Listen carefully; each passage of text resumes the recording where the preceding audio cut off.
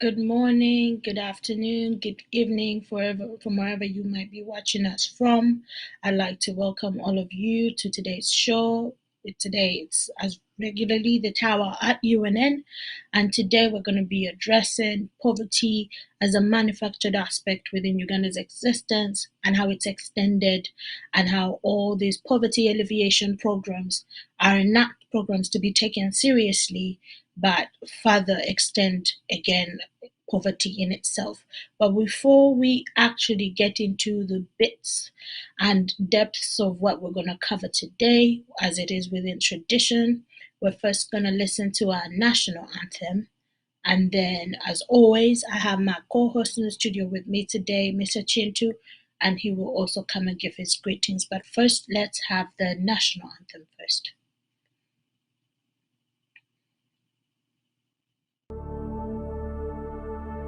Oh, Uganda,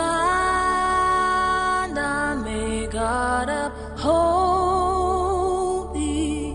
We lay our future in thy hand. United, free for liberty, together we'll always stand. Oh, Uganda,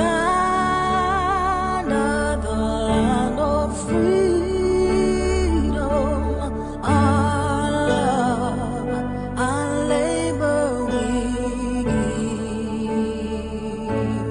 and with neighbors all at our country's calling, peace and friendship.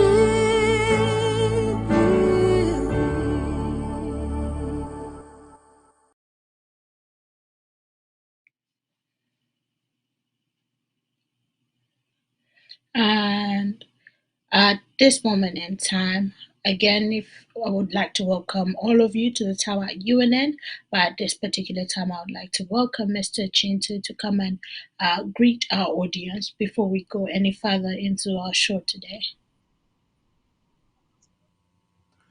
Thank you very much, Desire, for this introduction. Today, here in the United States, I hope it's all over the world, today is a day that was set up as Father's Day. So I want to send my greetings and the best wishes to all the fathers, and I hope that will include the grandfathers too. Everywhere you are, God bless you, enjoy your day, and let you be pampered at least once in a while. And I also want to remind our listeners that today here in the United States, I think they are celebrating the day the slaves were declared free people. That's way back then in the 1800s. So we have those wonderful days to remember, the Father's Day and the Free Slave Day. And I hope one of these days we shall say Uganda will be free from the invaders who are killing our people and are killing our neighbors in the Congo. Welcome to this program with some constructive discussions out of which we can learn how to redeem our stolen country. Thank you. Thank you so much, Mr. Chintu, for that introduction. I actually forgot today was both those days because today is Juneteenth and Father's Day. And I won't add to what Mr. Chintu has said, but of course, we recognize and celebrate these days.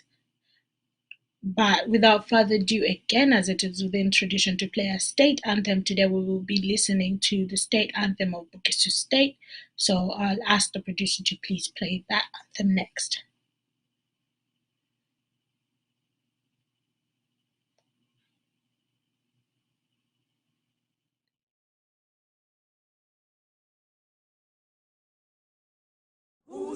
Usimawele lweshishalo masaba chirimo kumukuka uwe shirifa chirimo imwanyi nilukingi masaba chirimo bibindu biyangisa babandu usimewele uwe shirifa akwongeleti habihunine nine feba masaba ube atwela nekwombe heshishalo shefe masaba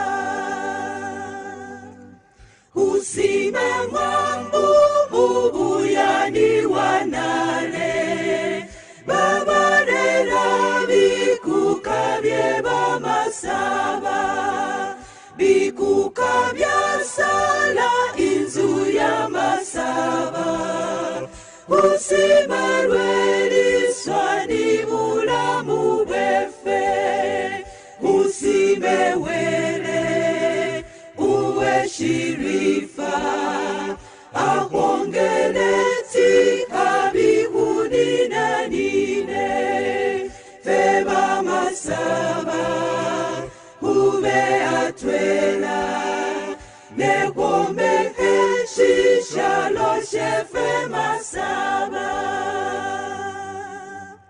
ulomba wele alinde umukuka amuweka makesi ndi bulamu buleyi akuyete umwone imbalu yefe witubase kwinyuhe bamasaba usimewele uwe shirifa akwongeleti habihunine nine feba masaba ube atwela nekwombe heshishalo shefe masaba.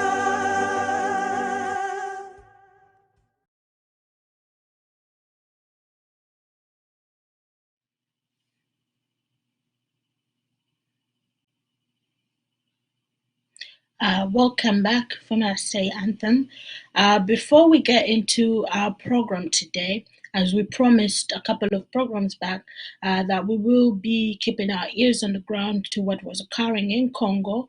But before we actually get into, because Mr. Chint is going to come and explain this expandedly for all of us. But before we get into that, the producer is going to play. There have been updates throughout the past 2 weeks about the situation in Congo and what's happening, especially with the M23 rebels and the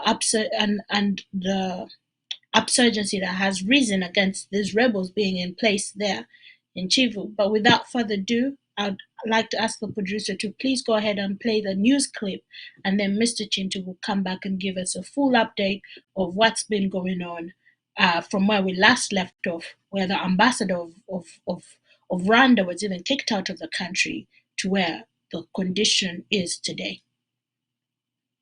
Moving on, Kenya's President Uhuru Kenyatta has called for the immediate deployment of a new regional military force to stem rebel violence in Eastern Democratic Republic of Congo. The 7 countries of the East African Community, which the DRC recently joined, agreed in April to set up a joint force. Kenya says preparations for the deployment should be finalized at a meeting of regional commanders here in Nairobi on Sunday. The East African Regional Force will be deployed to the Ituri, North Kivu and South Kivu provinces and will work in close coordination with the UN peacekeeping force. They are expected to enforce peace in support of the DRC military. The resurgence of the M23 rebel group has forced thousands to flee the DRC into Uganda. It has also rekindled tensions between the DRC and neighboring Rwanda. Well, for more on that story, we're now joined by CGTN's Chris Ochamringa, who's live for us in Kinshasa with more. Chris, what is the latest you can bring us on the situation on the fighting in eastern DRC?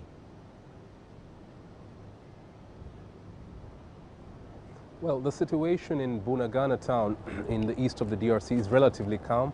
There have been no reports of fighting although we've been informed that there's a very heavy deployment of Congolese forces around that area. They're planning a counter-offensive to recapture that town from the M23 rebels who are still in control of that area. We've also been told that on Wednesday there was a militia group known as the Mai Mai, that tried to enter Bunagana to take control of the area from the M23, but they were not successful. The situation has really gotten worse in the DRC. The government had a very high-level meeting that was chaired by President Felix Tshisekedi, and they decided to order the Rwandan troops, who they accuse of supporting the M23 rebels, to immediately leave their territory. They also cancelled some bilateral agreements that were signed between President Felix Tshisekedi and President Paul Kagame last year on trade cooperation. And people held a very massive protest in the eastern city of Goma yesterday to denounce Rwanda's support of the M23 rebels, the occupation of Bunagana town. They also condemned the Ugandan president, Yoweri Museveni, for being complicit in this whole affair. They're saying the town of Bunagana shares a border with Uganda, and it's Uganda that allowed Rwandan Defense Forces to pass through their territory to enter Congo to attack their forces. So there was a lot of discussion about this, and even in the parliament of the DRC, the Speaker of Parliament on Tuesday said they're seriously going to consider cancelling the joint military operation between the UPDF and the Congolese army that's hunting down the Allied Democratic Forces in North Kivu and Ituri province. So the situation has really gotten worse, and people, are urging for immediate solutions to stop more people from dying. Right, and in response to this, Chris, has the DRC authorized the deployment of that regional East African military force, and has there been a reaction by Kinshasa to Kenyan President Kenyatta's call?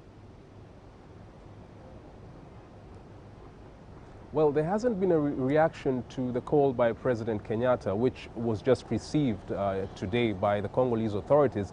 I believe they're still internalizing that document, and they will make a statement about it.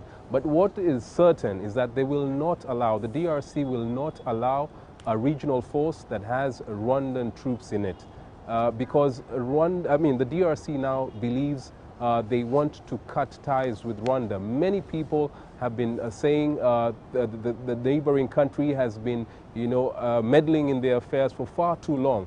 They want a decisive decision taken by the DRC president. And, this comes amid the election mood in the DRC. President Felix Tshisekedi is seeking re-election next year, and this is going to be the biggest issue that will determine whether he gets back to power. So people want him to take a very firm decision to make sure that Rwanda never ever meddles in their internal affairs. Rwanda, of course, has denied supporting the M23 rebels, and recently the government of Rwanda issued a statement to its people saying that it has prepared to defend the people from any attacks by the enemy.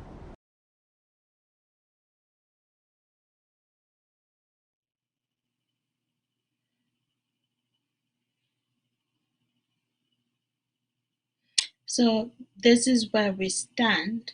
I would like at this point to invite Mr. Chintu to shed more light into not only what has been reported thus far from that video clip, but also what is currently going on, and what are some things we're more likely to see as time goes by. Thank you very much. The situation in Congo at this time, I would probably characterize it as the circus of the best liars and the manipulators of events. Underneath all the killings, the stealing, the robbing, and all the dirty stuff that is going on in there. People are being killed left, right, and the center. We have seen pictures of mass killings in homes before they took over that little town at the border of Uganda and the DRC. Now, you got to remember, a few weeks ago, I exposed to you that the American ambassador pulled together the ambassador of Uganda and the ambassador of Rwanda in Kinshasa with an attempt to give them talking points, which were manufactured by Kagame. And you know damn well, Kagame didn't manufacture them by himself. He was assisted by his bosses, who are none other than the United States government. So they were trying to tell these ambassadors to tell lies that Rwanda is not behind M23, which is the ugliest lie you can ever hear. In the first place, M23 was formed and trained by Kagame with the assistance from Museveni. And all the operatives in that M23 are 99% Tutsis from Rwanda. Most of them are from Rwanda, although they have some Tutsis from parts of Congo, but the majority of them are from Rwanda. And the 99% of M23 is Tutsis. Okay? Recently, you also saw big artillery weapons being driven from Rwanda into Uganda, and some speculators thought that Rwanda is invading Uganda, which was not true. Rwanda was not invading Rwanda. Rwanda was not invading Uganda. These are weapons which were going to M23 via Uganda because it is a long distance to drive directly from Rwanda through Goma all the way to North Kivu, where now the heavy fighting is going on in Ituri area. So it would have been much more embarrassing if those weapons were driven through Goma to reach North Kivu or specifically Ituri forest area.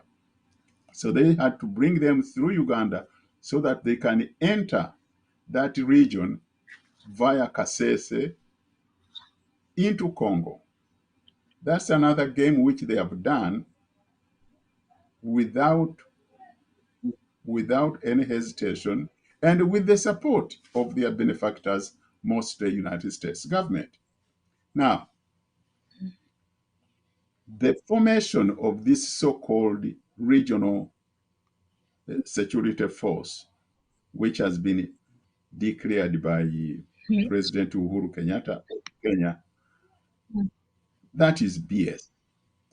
You cannot ask for countries of East Africa, which is Uganda, Kenya, Tanzania, Rwanda, Burundi, to contribute soldiers into Congo when Rwanda and Uganda are already into Congo illegally, killing people, stealing the riches of that region. By the way, that corridor, north and south Kivu and Ituri, that's where all the wealth, the majority of the wealth is concentrated. And that's why they are there. And they are being supported by these big guys from Washington. So you cannot ignore that connection. Now, they are BSing them to go into negotiation, and I am very happy that the Congolese people have rejected any negotiation with the invaders. And they have also rejected the participation of Rwanda troops into this so-called regional cooperation, regional force. In that broadcast, the man mentioned that they will work jointly with the UN peacekeeping force. That's bull. That's a lot of bull. The UN has been there for many years and they have done nothing. Nothing at all. They have not helped in any way to stop the so-called invasion of Congo from Uganda and Rwanda. Now, Uganda gave us a whole bunch of baloney telling us that they are entering Congo looking for ADF. That was another big lie because there is no ADF in Congo that is worth sending such troops for. And even though they have told us this kind of lie, they have not produced any victory record of having wiped out ADF or captured ADF fighters that they can show to the public that these are ADF people. None. The only thing they are showing us is people, natives of that region, being wiped out, slaughtered in their own houses. That's all they have done. And that's what they are doing. So I think the Congolese people are smart enough to realize that they are actually orphans. There is no such a thing as international community. There is no such a thing as regional cooperation. And they are right to have cancelled all the treaties and agreements and the relationships they had with Rwanda. And I hope they do the same thing with respect to Uganda. Because Uganda and Rwanda, well, I say Uganda under Museveni and Rwanda under Kagame are one force. If you remember, Muhoozi made a statement that the army of Rwanda and the army of Uganda are one, serving two interests, period. So how can you differentiate these two forces when they are two in one? So the Congolese people at this moment have launched a campaign to get rid of Rwandese. Well, for them, they use the word Rwandese, but they mean but the Tutsis. They are they have launched a campaign to get rid of Rwandese out of Congo. Period, by any means necessary. And they have come out with machetes, with the you know, with fire, with used tires, and we have seen some pictures. Some of those people, some of those Tutsis captured and set on fire, which is very unfortunate. But we didn't have to get to this point of total recklessness because the leaders, and particularly the leaders of these two big countries which have been supporting these invaders, namely United States and Britain, are responsible for the blood of all these people, whether it is native Congolese or Tutsi invaders. These two countries are responsible. That's why you saw the Secretary of State recently panicking and calling one of the ministers from Congo, let us find a way of negotiating. How can you persuade people to negotiate with invaders? If that Secretary of State from Washington, D.C., really believes in negotiating with the invaders, I would recommend that he should negotiate with Putin with respect to Ukraine. If Putin invaded Ukraine, you don't negotiate with an invader. If you negotiate with an invader, then you are displaying fundamental weaknesses in your own brains. And I'm sure, as you all know, the Ukrainians refused to negotiate with Putin, and the Congolese have refused to negotiate with the Rwanda. And I believe then the Congolese people are now getting much more smarter than they used to be. They are not going to negotiate with Rwanda. And the fight to kick out Rwandese should also be extended to kicking out the Ugandan troops, which are now invading Congo. And I think it is going to happen because right now the ball is in the hands of the Congolese population. From what I know, they are not going to go backward. They are going forward. And it's going to get really nasty. Thank you so much for giving us that insight. And one thing's for sure that they do know of Uganda's complacency towards this, as our border was used as the point of invasion. So we will keep everyone posted and updated as the story unfolds of what's happening in the Congo. And then just to switch gears a little bit and get into what our topic is going to be today. So, Mr. Chintu, we're going to be talking mainly about poverty and all the poverty alleviation. Not all of them, because this government has sure introduced so many of them. But we're going to just be looking at a few of the poverty alleviation programs that Museveni's government has put in place for the past 40 years. We're going towards 40 years. But before we get into that topic as well, I just wanted to start with this video just to illustrate the confusion that is in Parliament, or that goes to show where our leaders stand in terms of unifying themselves as a unit, in terms of when Parliament as opposition will stand together against this government, or even unifying themselves as leaders of the nation against any ill or wrong. There is still a lot of confusion. But before we get, I would like to ask the producer to play us a small video clip just illustrating or demonstrating the level of confusion.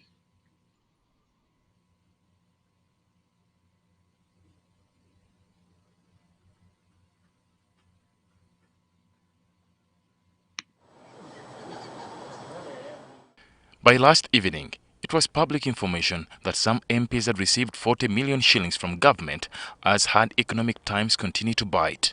If all MPs receive this money, it will cost the taxpayer 22 billion shillings, supposedly to ease the financial constraints of the MPs.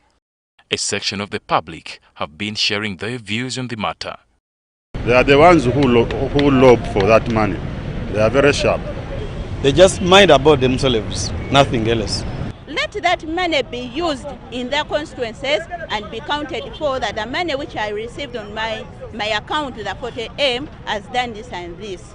The money should be taken back because we are suffering for increase in the price of products. Now you take back the money, even the salary must be reduced seriously. However, this didn't go down well with some party leaders, with no President Robert Kyagulanyi giving party members in Parliament 48 hours to return the money. We agreed that that money is wrong money, is dirty money, is Satan money, and it should be returned within 48 hours from yesterday. All the FDC MPs that I have spoken to have told me they have not received the money. And I don't know who is giving the money and for what reasons.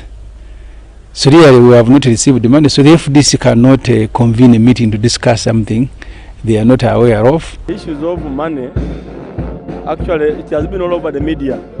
So sometimes I wonder, even when we receive our salary, we should be declaring to the media. So if I receive my money and it goes on my account, that is my money to use for my family and maybe to my people I represent.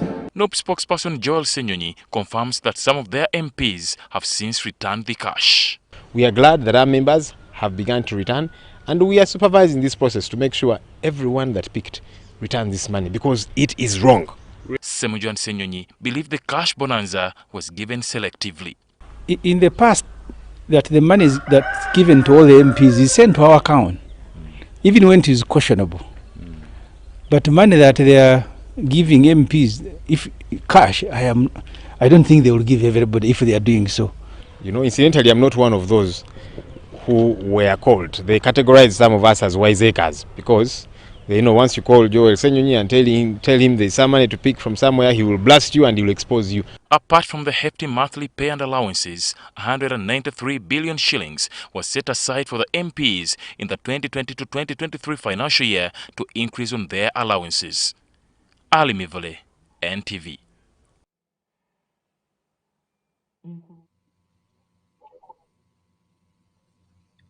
I'd just like to point out in this video that we've gotten a variety of 3 different things. The first thing, it's very weird and very abnormal. It's very weird that in a whole nation, all money that is given to ministers or members of parliament for their constituency, apart from even their salary, any money, it was mentioned, any money, even when questionable, is sent directly to their personal bank accounts. That in itself is very weird. And then, so FDC members claim to have not received money. New members, some of them are returning the money. And the one who spoke on behalf of NRM, Chinobere, says their money should not be publicized in the media, even when it's their salary. When it comes to their account, it's for him and whatever he wants to do for his constituents. So, Mr. Chitu, I wanted us to speak just briefly, because this is not the main topic of our show, but just briefly on the fact that even these things happen at the top level of leadership, will poverty within this regime or this system of governance be something that we can even put behind ourselves, whereby this amount now, this is dirty money? When I even think the 200 million that was given to every member of parliament when they joined, that in itself was dirty money. Any money in Museveni's regime that's given to political parties, to members of parliament, it is all dirty money. It's not just this 40 million. Will poverty ever be something of the past in this regime based on how these leaders behave to an extent?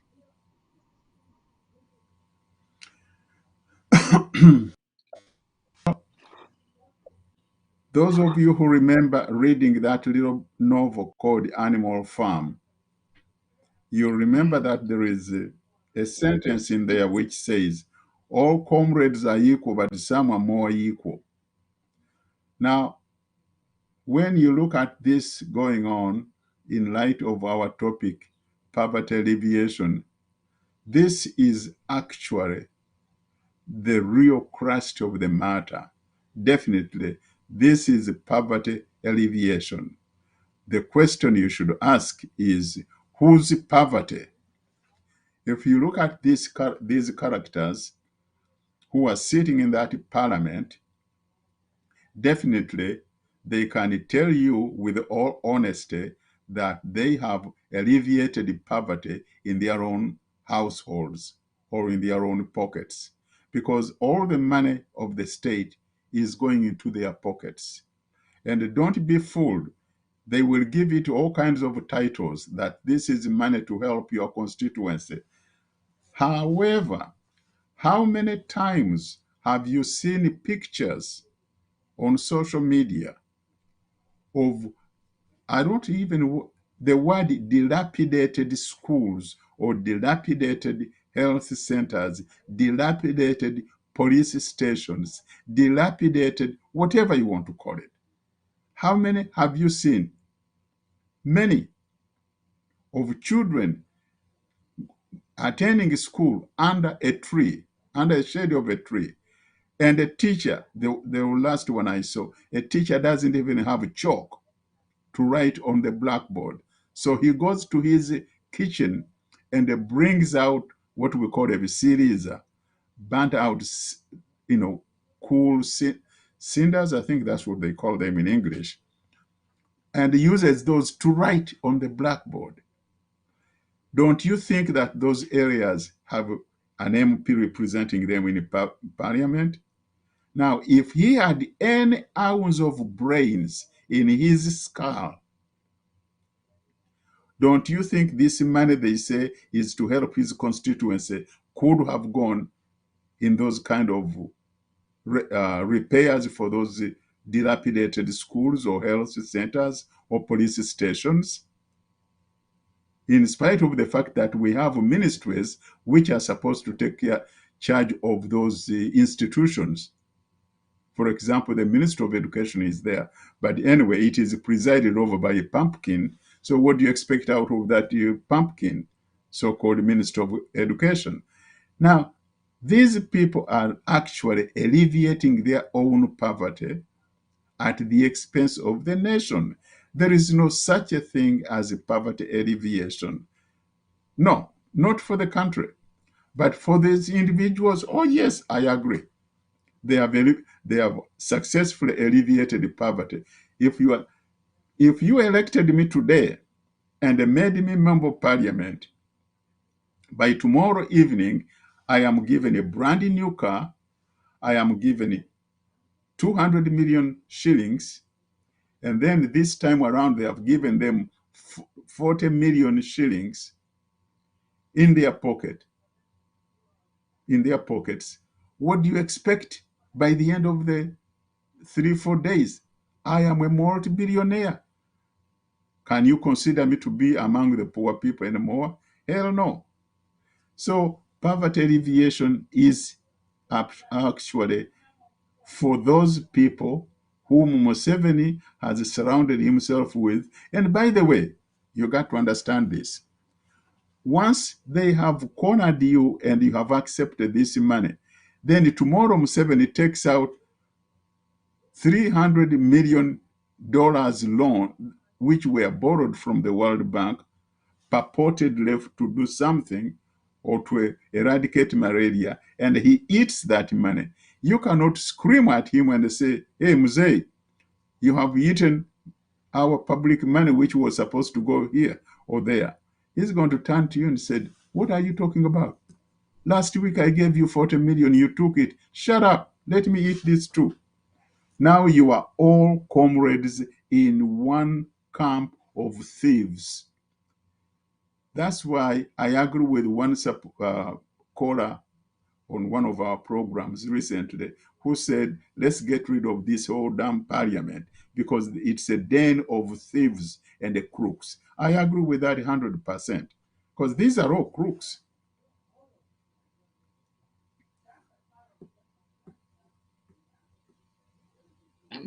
I wanted us to first we're going to look at some summaries of the 2022-2023 budget. If the producer could please put those on.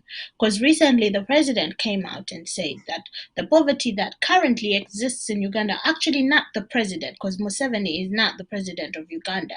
He is the illegitimate, illegal president of Uganda. He has captured the nation with the wielding of the gun and has refused to give up power peacefully to any other party or any other person or any other government or system of governance to take over and control the country. So he's captured the country and is ruling the country militarily. So he's not the president. So that person, Museveni, came out and said that the poverty that exists in Uganda is to be blamed on former regimes and the colonial period. However, we're going to examine this if it is true at all, because it's with that in that same breath of his, this is the same person that in throughout their regime has advocated for some poverty alleviation programs that have never worked. So we'll look at the budget summary, and this one is just a summary of where all the revenue is going to be coming from, and then we're going to be looking at also the expenditure on the other side. So the summary of the budget comes out to about 48 billion, let's say, and we have 48 billion is coming in terms of revenue. So we have the domestic revenue at 30 billion, with 23 billion of that coming from tax, and then you have 1 billion of that coming from non-tax, and then you have domestic borrowing from within the country, which is at 5 billion, budget support, which is about at 2 billion, external financing for projects, which come to about 6 billion, of which 4 billion of it is from loans and 2 billion of it is from grants. So we know this is coming from international borrowing groups. And then you have the local government revenue that comes to about that's about 238 billion. And then you have the domestic refinancing amounts, which comes to, I don't know what domestic refinancing amounts even means. This is about 8 billion. So they say that there will be no new taxes till the next financial year. And then we go to the expenditure one. If the producer could please go to the next slide. Oh, and the total is actually trillion. That's on me. I made that 48 billion in terms of revenues domestically, but the total of the budget is 48 billion. So if we could go to the next trillion, sorry, not billion, trillion. In terms of expenditure, we're spending about 2.3 trillion, and this is on Ministry of Finance. We're spending on the Ministry of Defense and Veteran Affairs. We're spending 1.2 trillion. I would like us to keep in mind that in terms of the revenue that we have and is confirmed is in the billions, but once it comes to our expenditure, we're already in trillions. On lands, housing, and urban development is about 503 billion. And then development expenditure, we have 2.3 trillion to be spent in defense. I don't know from whom. Ministry of Health comes to about 1.4 trillion without hospitals or medicines in these facilities. Energy comes to about 1.4 trillion, with a lot of places still not having access to even electricity in that same nation that generates electricity and even has the audacity to export electricity. And then Uganda National Roads Authority is about 2.5 trillion, with the state at which the roads are not even just outside, but even in Kampala itself. So if the producer could please go to the next slide. So these were some of the words that the president said in regards to poverty in Uganda not being the cause of his regime, but past regimes and the colonizers.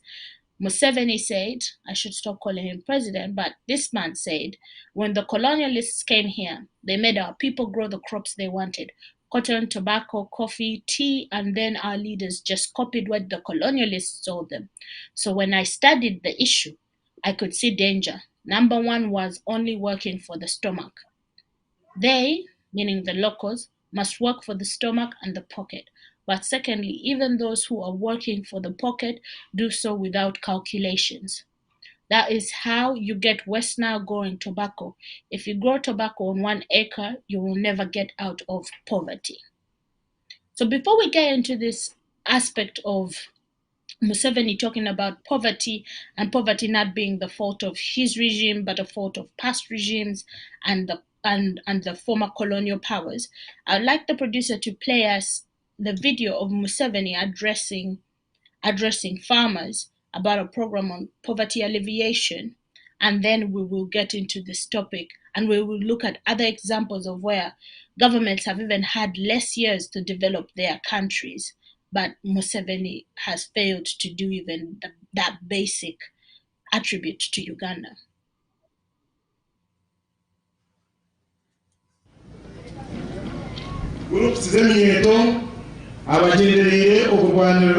gavumenti yitu ya movement bongere kugishagika rero tutuntumire FDC n'ebindi ebibiina ebyakubaasa kuba biriyo nibitahataha mulikimuze mbagambire bari mumuboro baje kuteganisa bakore omuntu wena akore gavumenti yakuba yamba enteekateeka ziriho kuba twena turi mumuboro kikintu kya leta iwe tumukureba abantu b'itu amekelezia ya katolika uko atangiye banki ya sentinere banki kandi giyo akatari umukono wa gavumenti bwona abakatuliki boga nibanyetandikiye abantu ongekora yayo nekohereza okozesa ugaro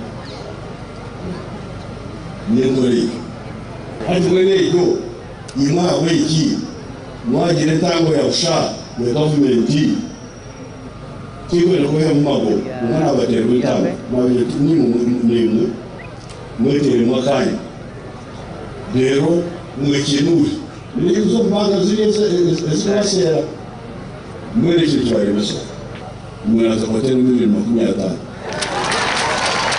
abagore batandije abagore baterwe muri 2020 abantu bitabiriye bari mu kirenge cya FDC bari kwigisha umugenzacisi seminari.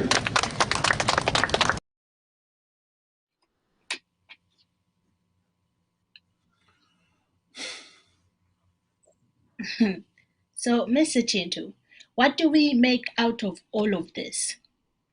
Considering nations such as Singapore that were middle class countries when their leaders came into power and managed to alleviate their populations out of poverty even within 20 years. And with Uganda, we're looking at 40 years of Museveni's, I won't call it a presidency, but it's like takeover, coup of the country, of the nation.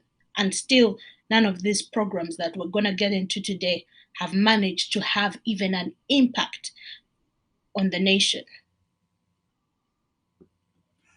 Yeah, well, when you look at the tragedy of Uganda in comparison to what has been going on in countries like Singapore, Malaysia, Indonesia, and the rest, there is a fundamental difference. The people who took over the power in those countries were actually indigenous people of that country. They may not be the best managers, but they had the best intentions that we are going to develop our country. On the other hand, when you look at people who have taken over Uganda for the last almost 40 years, they are not indigenous Ugandans. They are invaders who came as parasites to eat. Now, those of you who share my background of having grown up in the villages, you can understand what we call a parasite. Now, in my father's Lusuku, we had emituba. These are trees of which we get the back cloth. Now, one of the things that my father and my mother, for that matter, were always very careful about is to see that these trees, because my father used them to get the back cloth off, they do not have these parasites, which we call embukizi. Those plants come and plug themselves somewhere up. They don't have roots. They just plug themselves on the big trunk of the tree. And they suck all the nutrients out of that tree. And if you do not watch, they will destroy that mutuba, and you will never get back across of that tree because they'll destroy it. That's what a parasite does. Whether it is a plant parasite or a bacteria parasite in your body as a tapeworm, or a human being like a Mutusi who has come into Uganda and taken over the country is a parasite. Now, if you notice, as far as the parasites, the Tutsis are concerned, none of them is poor because they came to eat whatever that country has. And they are no different from that in Mbukizi on my late father's Mutuba tree. They will destroy that tree, which they have done to Uganda. They have destroyed it. Now, if you notice how they have destroyed it, one of them is failure to have a purposeful program of developing the country. Two, inefficiency in management due to nepotism or tribalism. Well, now we see that everyone who is in a position of power in Uganda is related to each other. They are all one family, and they are all filthy rich because they are parasites sucking out everything the country has. Another thing is they have brought in Tutsi recruits from Rwanda and Eastern Congo, gave them plenty of land. After they have killed off the natives, the indigenous Ugandans, they allocate this land to their own people and they give them startup money. They give them guns and money, and sometimes even cows, because they are very much fond of cows, which they have stolen from the Karamajongs or from Itesot, because those areas, as you know, had more cows than any other region for that matter. So as far as they are concerned, yes, they are alleviating their poverty at the expense of the indigenous majority population of the country. This is the problem. Two, you got to understand another thing. Mismanagement. You see, when they appoint someone to be in any position of responsibility, they do not look at the quality. They look at the fact that, are you related to me? Are you a fellow Tutsi? Yes, you're going to be manager of this hospital, whether you have ever gone to medical training. You're going to be manager of this factory, whether you know how factories are operated. I know of someone they made manager of Uganda Postal Services when Museveni took power. And this guy had never even managed a kiosk, but because he was one of them, they made him manager. And he screwed up the whole doggone thing until the postal services collapsed. Now you can't even write a letter from Jinja and expect that letter to arrive in Kampala. No, there is no postal service. They made some other people managers of the industries which existed in Uganda, particularly Jinja town, which was the bastion of our growing and expanding industrialization project. They destroyed those because they planted their own fools. I mean, literally fools to be managers who don't know anything about anything. Now, when it comes to the destruction of industries, destruction of the banking, the financial system, destruction of all the basic services, you can see that there were multiple reasons why these services collapsed. First of all, you had idiots running them who don't know anything. They don't even know the difference between a toilet room and an office. You had idiots who came there not to manage, but to eat whatever was in the appropriation for that particular ministry or department or office. And they ate everything until they finished even the bones. Now, when you look at these other countries, you went through different appropriations from the parliament.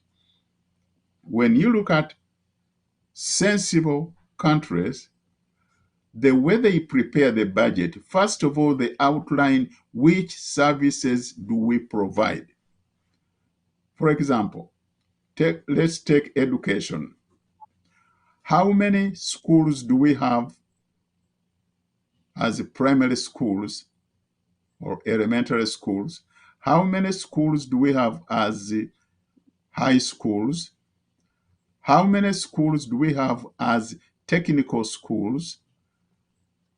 How many teachers do we have in those? What are their salaries? You add up and say, okay, we have a total of so many teachers in those schools. Okay, let's make a simple calculation that the salaries of these teachers is 10 billion. Okay. How much money do we spend on an annual basis to maintain these schools for other supplies? Another 10 billion. Okay.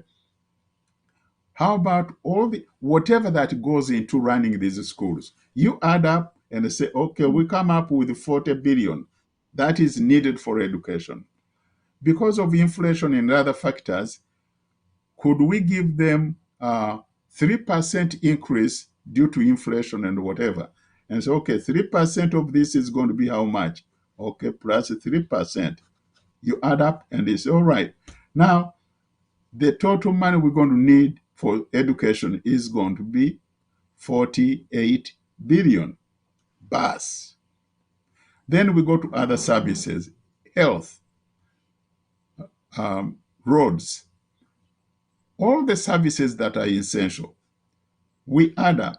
Then you come up with a total of so much, which has to be there.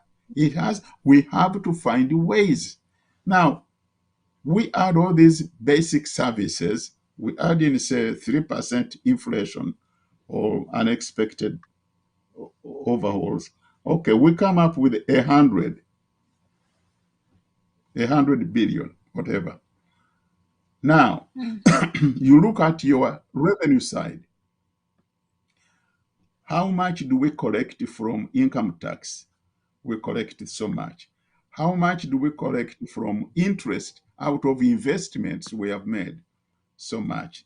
How much do we get from, import taxes or export coffee, whatever, cocoa, copper, you name it? How much do we get out of those? We add up. Then we find that on the revenue side, we are only getting 70 billion. The expenditure has given me 100. Now I find that our revenue is only 70. Oh my God, we are short of. So how are we going to make up to meet these basic expenditures? How much can we borrow from internal borrowing. So much. How much can we borrow? We figure out, oh, maybe we can borrow 10. All right. That brings us to 80.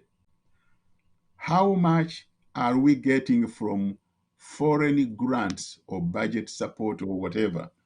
We find out that we only get 15. We are still short.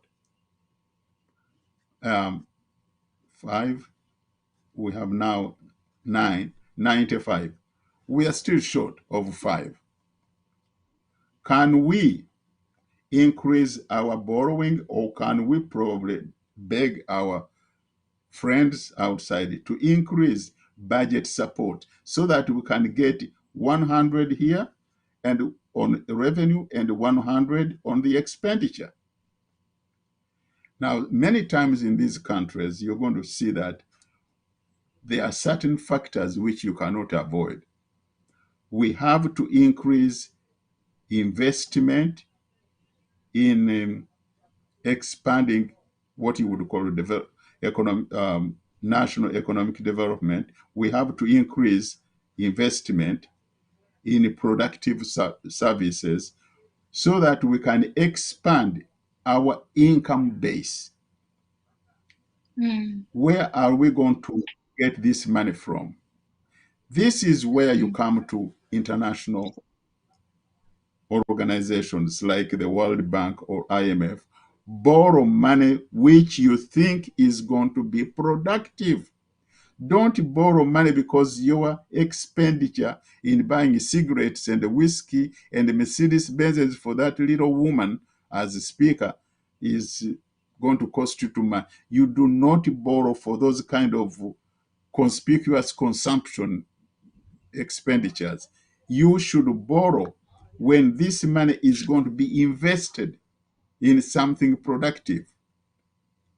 For example, if we want to process sand so that we can make glass out of it, and we have very good sand for making glass, we know that if we invest, say, $100 million in that factory has the capacity of producing enough glass that we can sell domestically or among the regional countries, say around 50 million per year. Now that is worth borrowing money for, because we are going to be earning 50 million annually from selling glass. And eventually, you are going to find that the money we spent, we borrowed, even though they charged us interest, we are going to be earning 50 million. Maybe the servicing of that loan is going to require us 10 million, or even if it is 20 million per year, paying back the principal and the interest.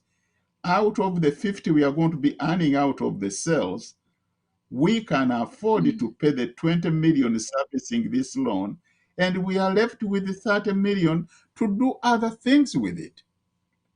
Eventually, we are going to break even. We are going to pay off the loan. But if you are going to borrow the money and you spend that borrowed money on buying luxury cars like that Mercedes Benz, which we talked about not too long ago, and we spend that kind of money on other luxurious things like building a whole new state house in which you are going to be serving Oburo and Buchura, that is stupid.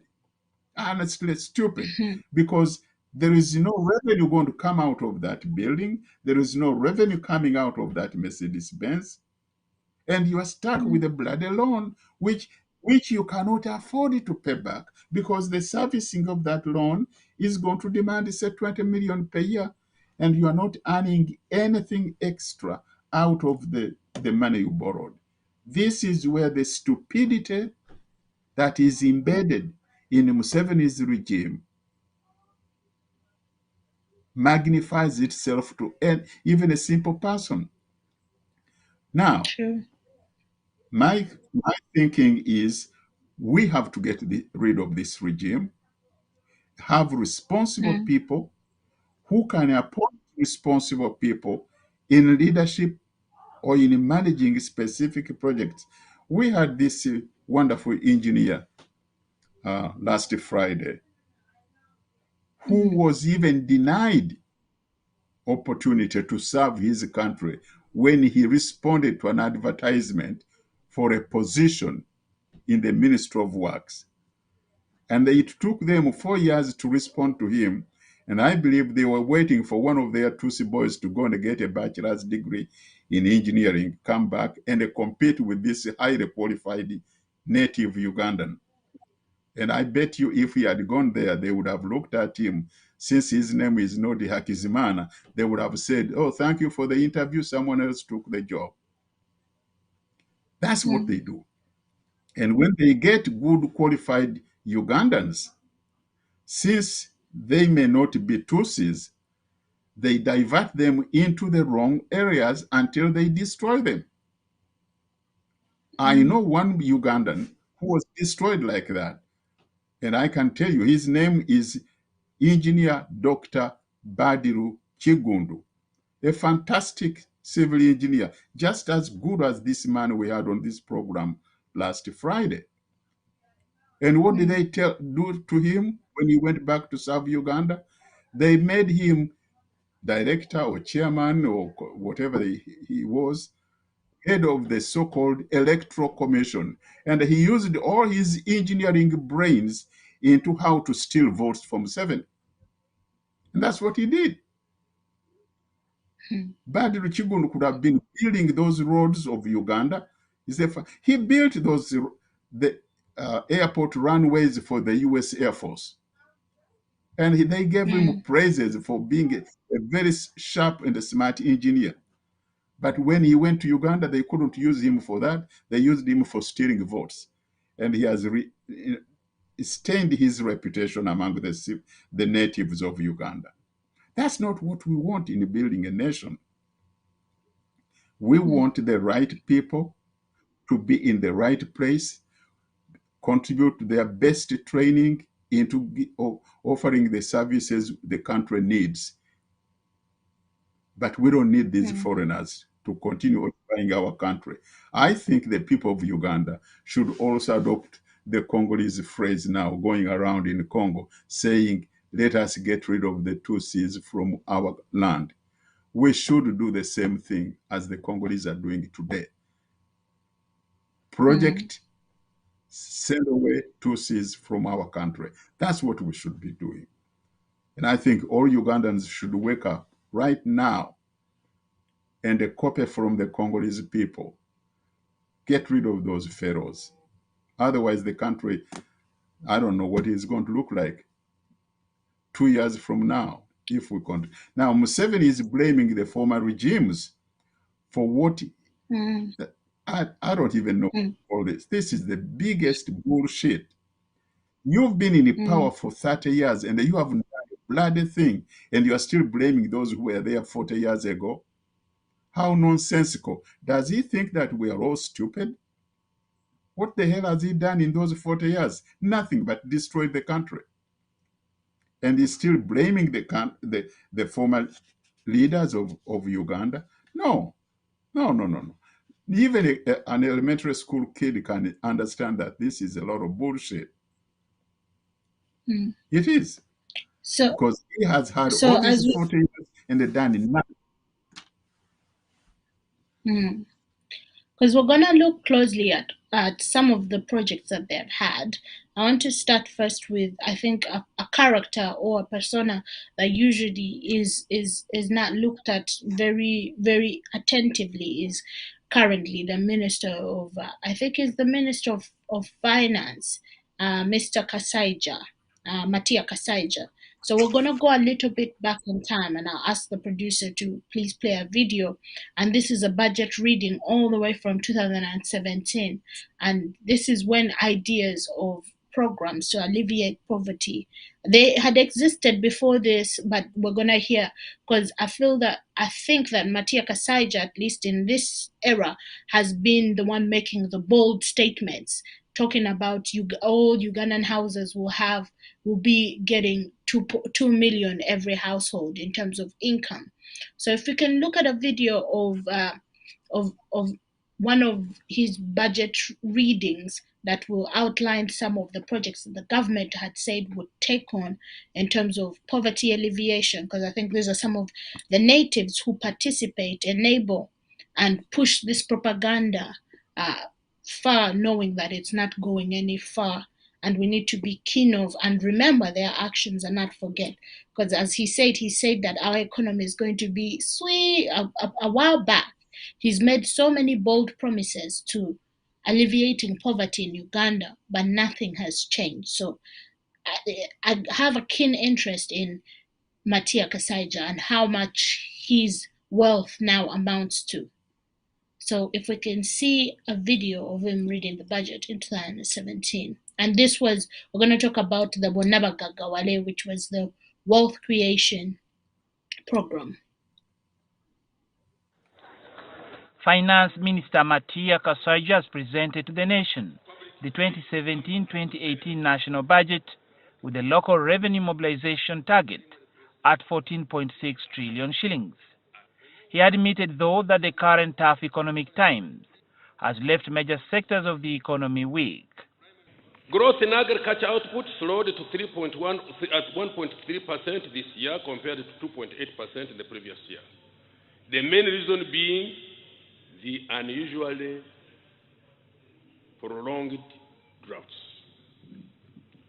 Industrial sector growth also dropped by 3.4% this year as against the 4.7% last year.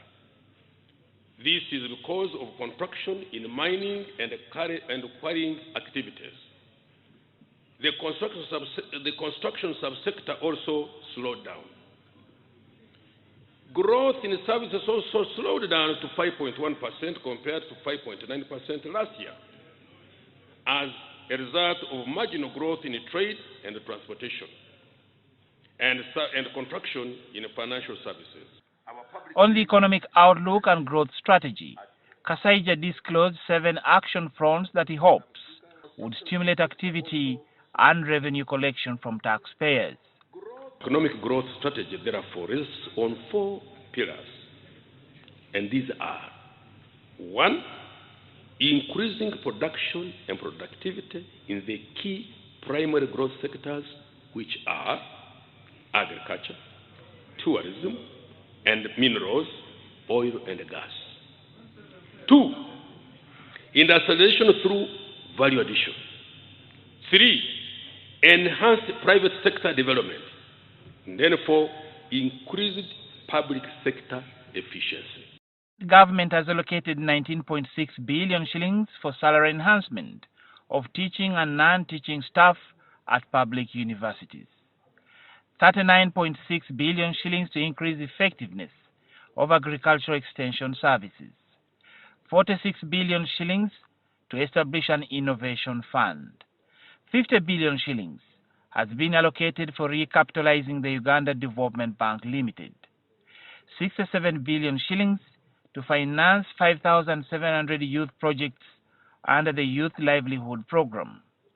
18.8 billion shillings for implementation of several mini hydropower projects, and 300 billion shillings to settle domestic areas in the next 4 months, among others. The Minister for Finance maintained that with amendments to the Income Act, several benefits would accrue out of the incentives to support growth. Reina Ojon, NTV Tonight.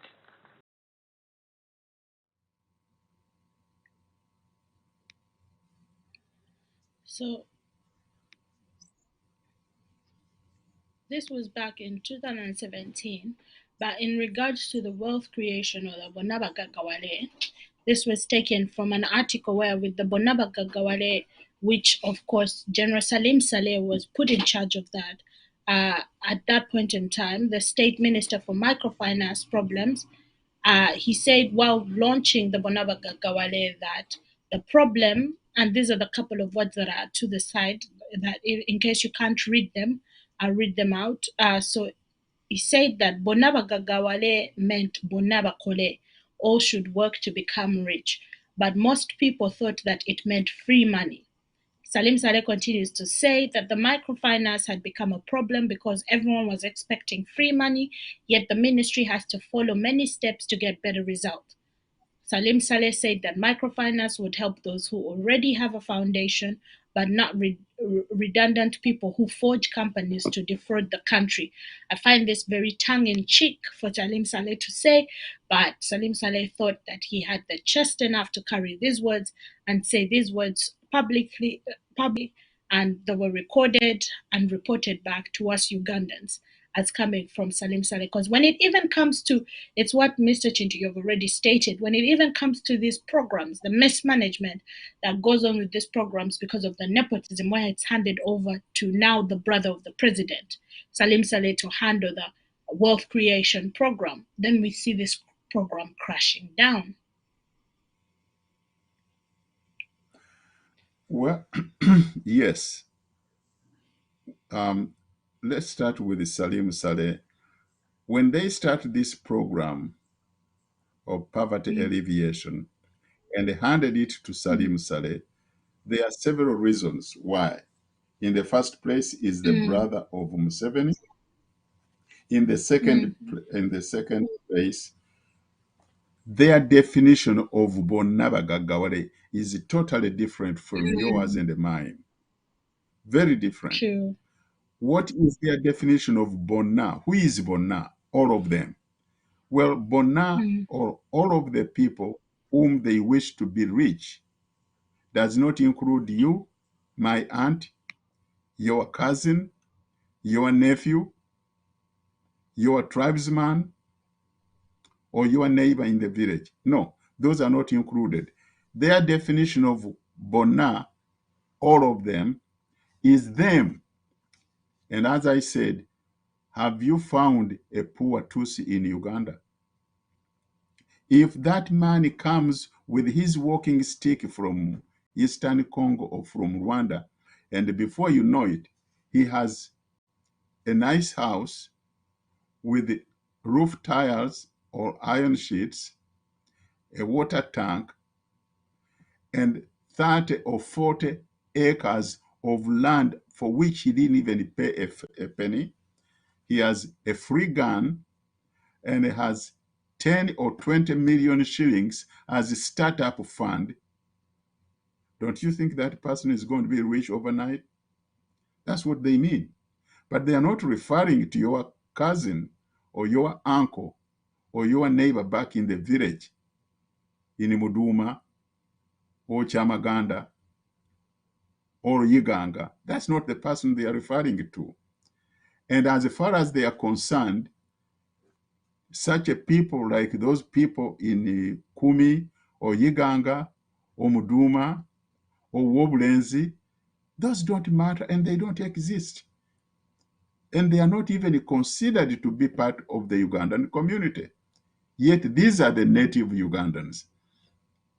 Secondly, Salim Saleh, if we really wanted to scrutinize him, what qualifications make him stand out to deserve being given management of such a development project? Zero. The only thing I think he is very good at, first, to milk a cow, two, to torture and kill somebody. Those are his qualifications. I don't think he has any qualifications beyond those two. Yet you put billions of dollars in his hands to manage. What does he do? He follows the instructions of his little inside circle of Museveni's family group, how much money we should grant to our own people for whatever reasons. And once they have distributed the money among them, then they are rich, and then they come out with that phrase saying, now all of them are rich. And their definition of all of them, Bonaba Gagawale, is not the same as my definition or your definition. That's one big problem. Two, Kasaija, I feel sorry for this man. I really feel sorry for him. When I look at his face and I hear him speak, and I said, Lord, have mercy. I just wish your mother aborted you when she was pregnant. That's the only time I will support abortion, because he has no brains. He's sitting there like a robot, being given what to say. I don't know whether he understands what he's saying to the country, but he's just echoing what he has been told to say. And that's a shame. He's talking about increased agriculture, increased tourism, increased mineral export, and also oil recovery or oil discovery. Now, when you look at all those factors he has mentioned, is just in the hands of what this man told us. The economic hitman. Increase production of coffee, tobacco, which are going to the Muzungu to fertilize their industrial power. Increase tourism, which means let them come and enjoy us as if we are just little things for them to play around with. Increase minerals exploration or mineral export. Yes, they have stolen a lot of minerals from Congo, but who is benefiting from these minerals? Oil. Yes, they have been drilling oil out of Uganda for the last couple of years. Who is benefiting from them? None of these things are benefiting Josephine or Peter or Pascal or Matthew somewhere there in Teso or in Guru or in Hoima. None. All those things he is mentioning, they don't benefit the people. The same stupid government is the one which destroyed the agricultural sector by destroying the agricultural cooperative societies, which people used to own, and they could manage and take care of themselves and get the benefits out of their labor. They destroyed them purposely. They destroyed the banking industry. They destroyed transport services to the point that now people are using borders instead of we used to have bus services.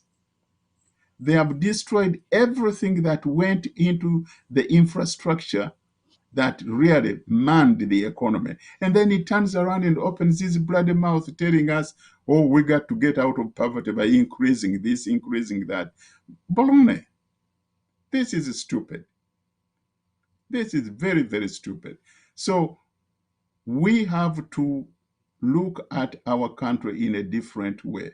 There is no way you can eliminate poverty when you have idiots in positions of power, who are very busy destroying whatever is there. And then they come and tell you that they are going to alleviate poverty. Well, the only group that I know which has really succeeded in alleviating poverty is Museveni's family and the members of parliament. Period.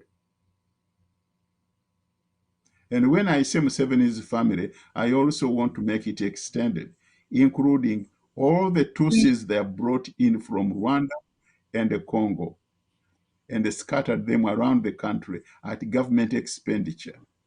Those are the only people who have eliminated poverty. Nobody else. Not your aunt, not your cousin, not your tribesmen. So, in that regard, I want us to also then look at another program, because there have been many programs of this sort that have been used to just push propaganda that there's going to be any economic solution to poverty within this regime. But as you have said, alleviation of poverty now in Uganda only applies to a particular group or sector of people. It's the creation of a class within a class society. We only see Museveni and his extended family or group alleviated out of poverty, and also parliamentarians And people who just participate in politics and are able to attain those positions in politics, they are the ones who are being alleviated out of poverty, whereas the masses are lied to with all these programs where massive propaganda is pushed into the country that poverty is going to be alleviated. And I call it propaganda because it's used also for electoral purposes and for popularization of certain individuals. So, for example, before the 2021 elections, of course, then now a new program came into place, which was Emyoga, which was something that the NRM government was doing in terms of working with the youth to open up opportunities for the youth, which is propaganda in it of itself. So we're going to look into this a little bit, and we're going to see how much, and it's not even corruption, but how much of a fallacy poverty alleviation amongst the masses is, and how non-serious the ruling or the governing body is to alleviating poverty within the common people of Uganda. So before we do that, I'll ask the producer to please play before we get into this, and this is going to be in relation to Emyoga, the program that was introduced to alleviate poverty in youth.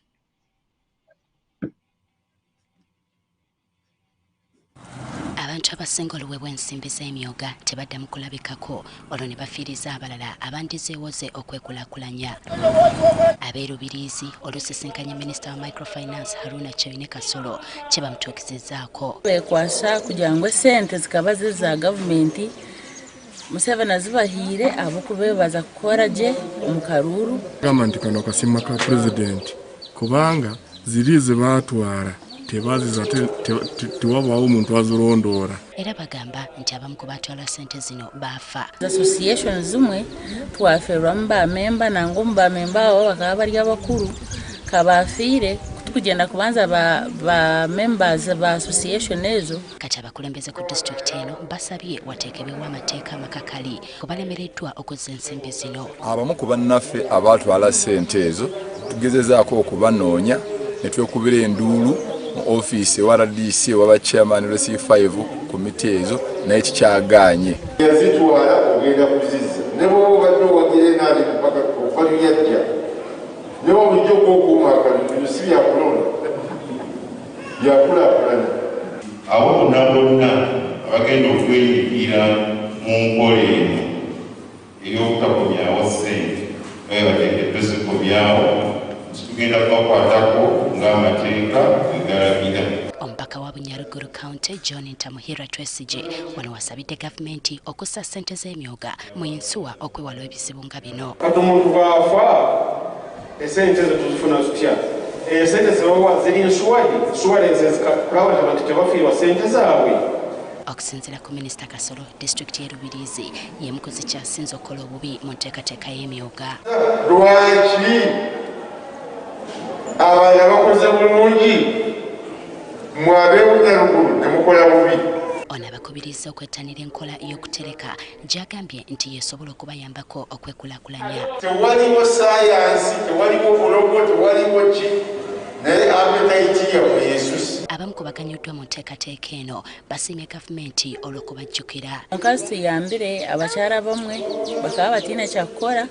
Omukyala akaba ayinza tumuheereza miliyoni 30 miliyoni emitwalo 30 agenda atandika kusuubula enyaanya agula ensawo ya mukene. Disitulikiti y'e Rubiriizi yaweebwa akawumbi kalamba n'obukadde 12 nga za kugabanya mu ssako 38.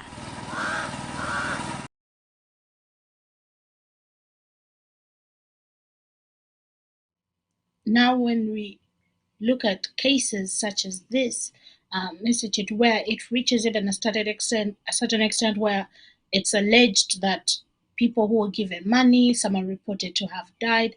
Why we brought these cases today is to show the intention, to illustrate to people in our audience that we can reach an agreement that the intention behind these programs is to further impoverish the people. It's never to alleviate poverty. Even when these programs are set up and in terms of management, there's no checks and balances. There's no nets for accountability. money can go missing as much as Akawumbi. I think that's about, isn't that a billion? A billion Ugandan Yeah. shillings just goes into thin air. Isn't this what happens with in parliament where uh, like Kasaija can come and tell us that he has lost 10 billion that was meant to be given to uh, political parties? It's the same thing that's happening on the local level where we have now money attributed to these programs disappearing in thin air.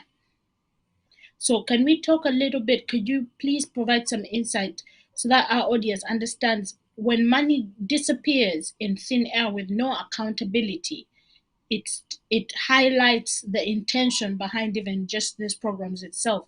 It's to intentionally keep people impoverished there, and have hold on to this hope that there's a solution and things are gonna change, but it's a whole it's an act that is played beforehand, but poverty in it of itself is to stay. Well, when I see a program like this, it reminds me of the Marshall Plan, which the Americans financed to rescue Western Europe after the destruction of World War II. Now, when they programmed that Marshall Plan, they did not go out there with the big bags of dollars, giving out $30 million to this woman, 30 million to that person, 30 million to this person, to go figure out what you're going to do with it. As one woman said, I would go there and become a trader of mukene, or selling wunga, or selling firewood, or I mean, you just don't dish out money like that. If you have that kind of activity, that money is guaranteed to disappear in thin air. We've seen it. I mean, let's look at this small manageable item. Here we are in foreign countries, okay? We all come from home. We have our relatives in the villages. If I grabbed $5,000 and sent it to my family relatives back in the village and check with them 3-4 months later, I can bet you there will be no $5,000 left in that family, and there will be nothing to show that they did with that money. 99% of our families, if I sent them $5,000 in cash by Western Union, I would check with them in a few months, and there will be no $5,000 left. For the simple reason, there was no plan for it. And what are they going to do with it? Either they are going to drink waragi or something, or buy more fish and the beef and just have a luxury lifestyle for a few days, and all of a sudden that money is gone. Now, when you have, as a government, if you had a government of responsible, sensible, and native leaders, the first thing you would do is find managers of this program who are actually qualified to manage it. Not your political friends or relatives. No. First, find qualified people to manage this project. 2, design in which areas you are going to plug this money in. For example, if I want to improve the economic life of a village in Muduma, let's take for that as an example. Find which economic activities are carried out in Muduma. Let's say there is a man who is raising chickens, commercial farmer of chickens. I would identify him He needs to expand his production by buying a new incubator so that he can be able to produce more chickens, for that matter. Maybe a new incubator which can handle 500 eggs, all right? Then he needs to have more capacity for producing feed for his chickens. He's going to tell me that his farm or his kibanja is very limited. It's only 10 acres. So what is he going to do? He's going to ask the neighbors, will you grow maize and soya bean and sell it to me? Because I need it to feed my chicken farm. Then the neighbors are going to say, oh, okay, they have small farms in the village. They will grow more maize and more soya bean, sell it to him. In that way, they are earning, they're expanding their earning power by selling their soya bean to Peter, who is raising chickens. Then he's going to need a few more manpower because he cannot handle the farm alone. He's going to hire 2 or 3 guys from the same village. They just walk from their houses to him. He's going to be paying them 10,000 shillings per month. Let's say that is the salary. So those people now have an income. You see, all I did was put 5,000 US dollars into this man who is raising chickens at Muduma. But look at the way he has expanded the income of his village mates. A few of them are growing more maize and the soya bean, selling it to him to feed his chickens. 3 or 4 guys now have employment. They are working on his farm. Then there is going to be someone who is going to be transporting the eggs or the chicken meat from his farm to the market. Maybe that guy has a little Toyota van, and he's going to be paying him money to transport those eggs. Then there is going to be someone who is making those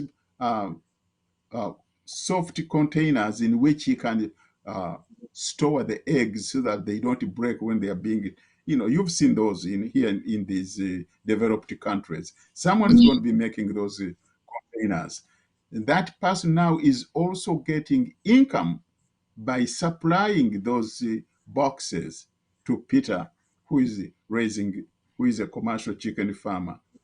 And the people in the town are going to be buying those eggs, and the Duka operator, where his eggs are being sold, is going to have income because now he has expanded the product which customers come and they buy, and his income has gone up too.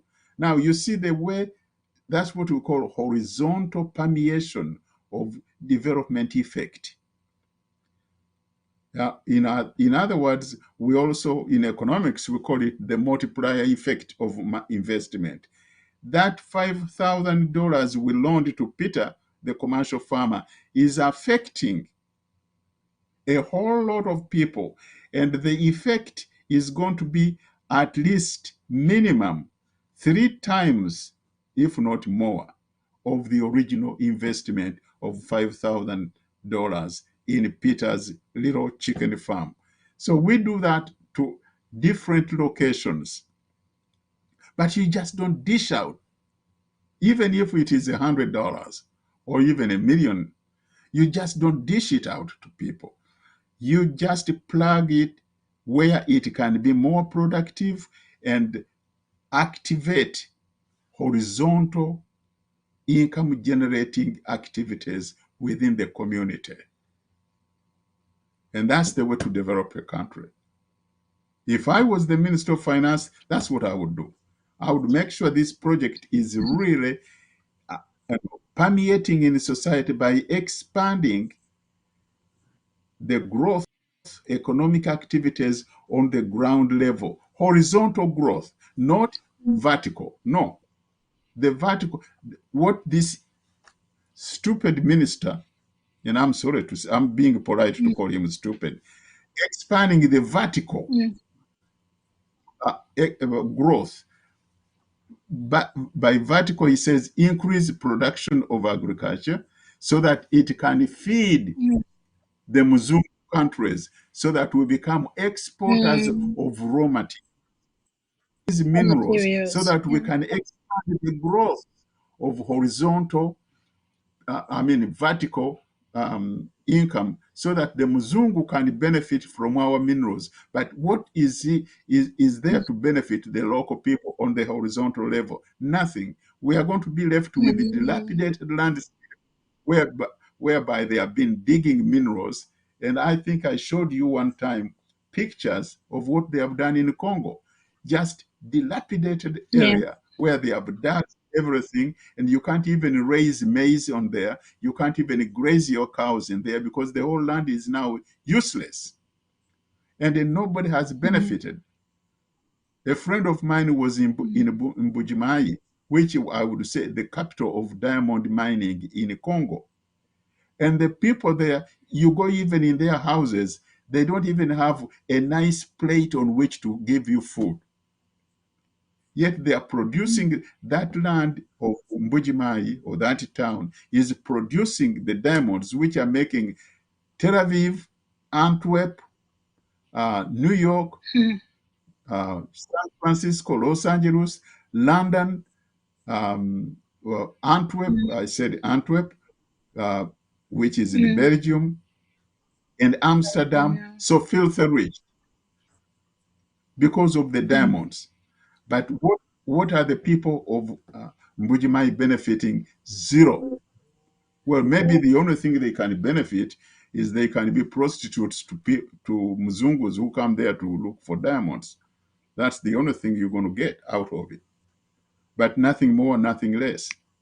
That's not what we call development. Thank you so much, Mr. Chintu, for that. And I think you've painted for us like a good picture for us where to see if these programs are not covering the horizontal need or the horizontal economic growth in terms of affecting the locals from one local to the next local to the other local, and then make a strong local market, not only marketplace, but a strong both supplier market and a strong relationship between the supplier and marketplace on the local level, there is nowhere we're going with these projects versus what they continue to broadcast or to uplift or to say that we're going to increase industrialization, mineral extraction. So that brings me to our other topic for today, because we're looking at these programs one by one. I think we have about 4. So just to remind our audience, we have looked at Bonabagagawale, Emyoga, and then the next one that we're going to be looking at is the National Agricultural Advisory Services. And for this one, for NADS, we actually managed to get a hold of it was a mock trial. And this is a mock trial by citizens just discussing NADS. So we're going to listen to people's perspectives on why NADS failed, why NADS was not the way, or people's perspective on why NADS was the way to go and why NADS was good. This is a mock trial that's done by Ugandans. I think it gives a good base to take us back at that point in time when NADS was introduced. So if a producer can please play that video, and then it's a bit lengthy, but it provides good information that then we can come back and then think about. If we can play that video next, and then we'll continue from there.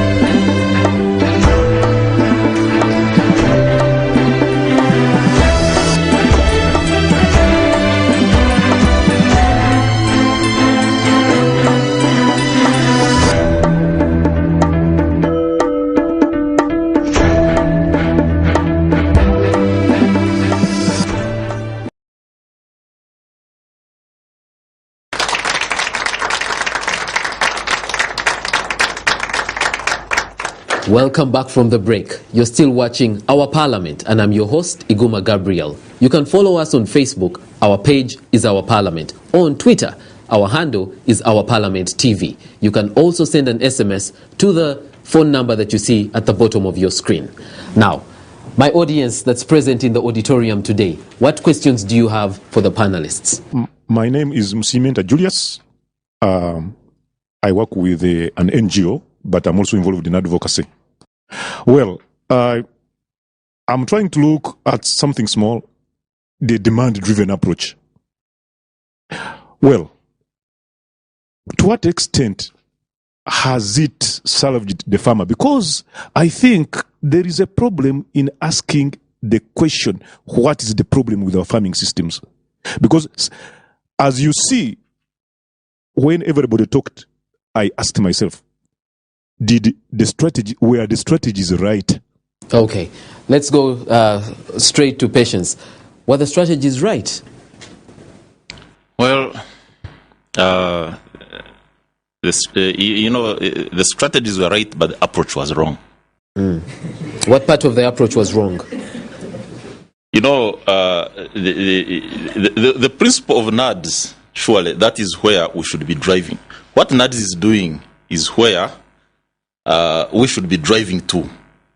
But you know, it's not easy to start asking a baby to run before it starts to crawl. You know, that is the whole scenario. That the way we expected the farmer to behave. The farmer needed to build sufficient capacity, because from the NAD's perspective, the farmer was viewed as a private individual capable of making his own investment decisions, and therefore only needed service, knowledge. That is it. But from another point of view, the farmer was viewed as being subsistence, who needed to be accompanied for some period of time to attain some degree of capacity in order to demand services. You understand? Yes. So those are the two scenarios. Now we have a farmer, a smallholder farmer. Here we're talking, because in NADS, if you look at it, they were targeting the poor. The target was to target the poor farmer.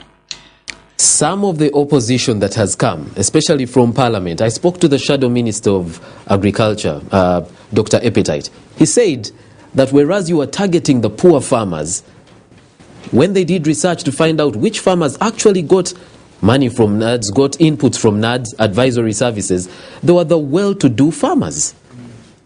Yeah, that was a shift in implementation. So you targeted the poor and ended up going for the ones who are able. So that's why I told you the principle was right, the approach went wrong. Okay. All right, let's go back to the audience. For me, I have to agree that the principle was wrong and the concept was wrong as well, even the strategy. So for you, everything was wrong? The idea was good. Because for me, the whole issue is when you see... Charles, let me understand. Are you saying the idea was good or bad? The advisory itself. Yes. But the strategy and the approach, which my friend Patience says, yes, were okay. Yes. I think it's wrong. Okay. But certainly farmers did need advice. Yes. For me, two things. How we have scrapped NADS right up from passing that act, the NADS Act in 2001. Even there is no quorum, as we are saying right now. The whole idea, even the Parliamentary Committee on Agriculture, by then I was a little bit grown up. They were not even involved. They were not consulted. The idea, just someone came with the idea and thrown it in Parliament. There are people who pick interest and they pass this bill. For me, the whole issues about idea of NADS, the current NADS, how it's implemented. It need empowered farmers. Farmers already grown up. They're at a certain level. Not these other farmers which we have in this country. So that tells you that we have a big problem of planning in this country. My friend Morris earlier raised that we really need farmers at least to move in the commission direction and all the thing. The same thing like when you're a child, if your parents leave you and say, now, you walk, Morrison, you cannot. The second, even a tree. In life, in human rights, they said we need a progressive planning, a progressive development approach. A progressive approach to me, there's a step, you walk step by step. But in Uganda, we think that the thing happened by itself. Already we know that farmers in Canada, farmers in the United States, they're in a certain level where they can basically change government ideas and strategies, which Uganda farmer cannot. They're not empowered. They don't have the technology. They don't have the land. They don't have the bargaining power. But we treat them like people are grown up. We really need independent farmers who can move by themselves, but they must be supported to reach a certain level where now they can bargain and they can make sure that things move by themselves. Thank you. Okay, we have PRO of NADS in our audience. You've heard what Charles has said about the way you're delivering your services. Do you agree with him? Yes, I've heard what he has said. My name is Anton Wanyuto, but we must start from what is the mandate of NADS. The mandate is provision of agriculture advisory services, and we must know that. But you've cleverly moved away from that mandate. You started giving inputs and all kinds of things. At NADS, we have stuck to our mandate. Okay. As per our mission, to provide agriculture information and promote technologies that have been developed by our partner organization, NARO. That's what NADS does. But what happens out there is, out of 10 technologies that NARO has brought up on the market for farmers to adapt, only 3 are adapted. Is it the problem of the farmers not owning what they're doing, or is it a mindset? I'm a farmer myself. Yes. My question goes to the 3 panelists. All the panelists seem not to understand the mandate of NADS. They have given us varying assumptions about what NADS was created for, plus the official from the ministry, from NADS itself. So this thing, I believe NADS was created to meet certain needs that have been hidden from all these people we have here. NADS was created to meet the yes. NADS was created to meet the political strategies of the NRM. Political strategy. For the last 13 years, NADS has seen NRM being voted into government. Okay, James. I've heard your comment, but you said you are a farmer. Yes. Have you benefited from NADS? Yes, I've benefited from. How NADS. Did you benefit? My family was given about 8 bags of fertilizer. So that is a benefit to me. But we thought that they give advisory services. That's why I say they do not understand the mandate of NADS. Okay, thank you very much, James. Honorable Abia, this question was put to all of you. Thank you very much. So begin. I really want to, first of all, clear 2 issues before I even get to the audience. Maurice talked about beatings. But what did those beatings generate in our times? There was food security in this country. But we do admit that they were not the best ways of encouraging people to do. But I can assure you, Ugandans of those times never starved. The granaries were present. But NADS has taken us to the kavera. You see? The paper handbags. As long as you don't come with that lift, there is no food. There is evidence. Even the Bureau of Statistics indicated that the rural Ugandan is a net buyer of food. So when my friend is talking about digitalizing extension, when close to 11 million Ugandans are food insecure in this country, I actually shudder. I wonder where he's planning from. Probably from heaven. There we shall go together.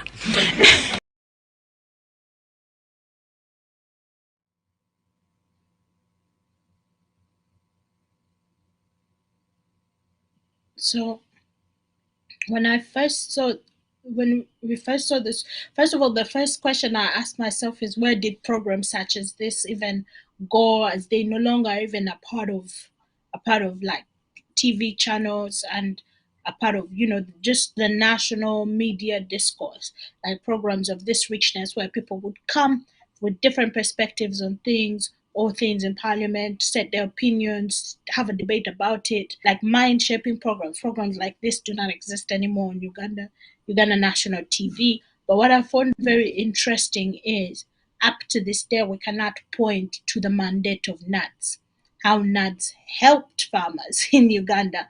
And this is in the background of Museveni's regime being the regime that destroyed farmers' cooperatives.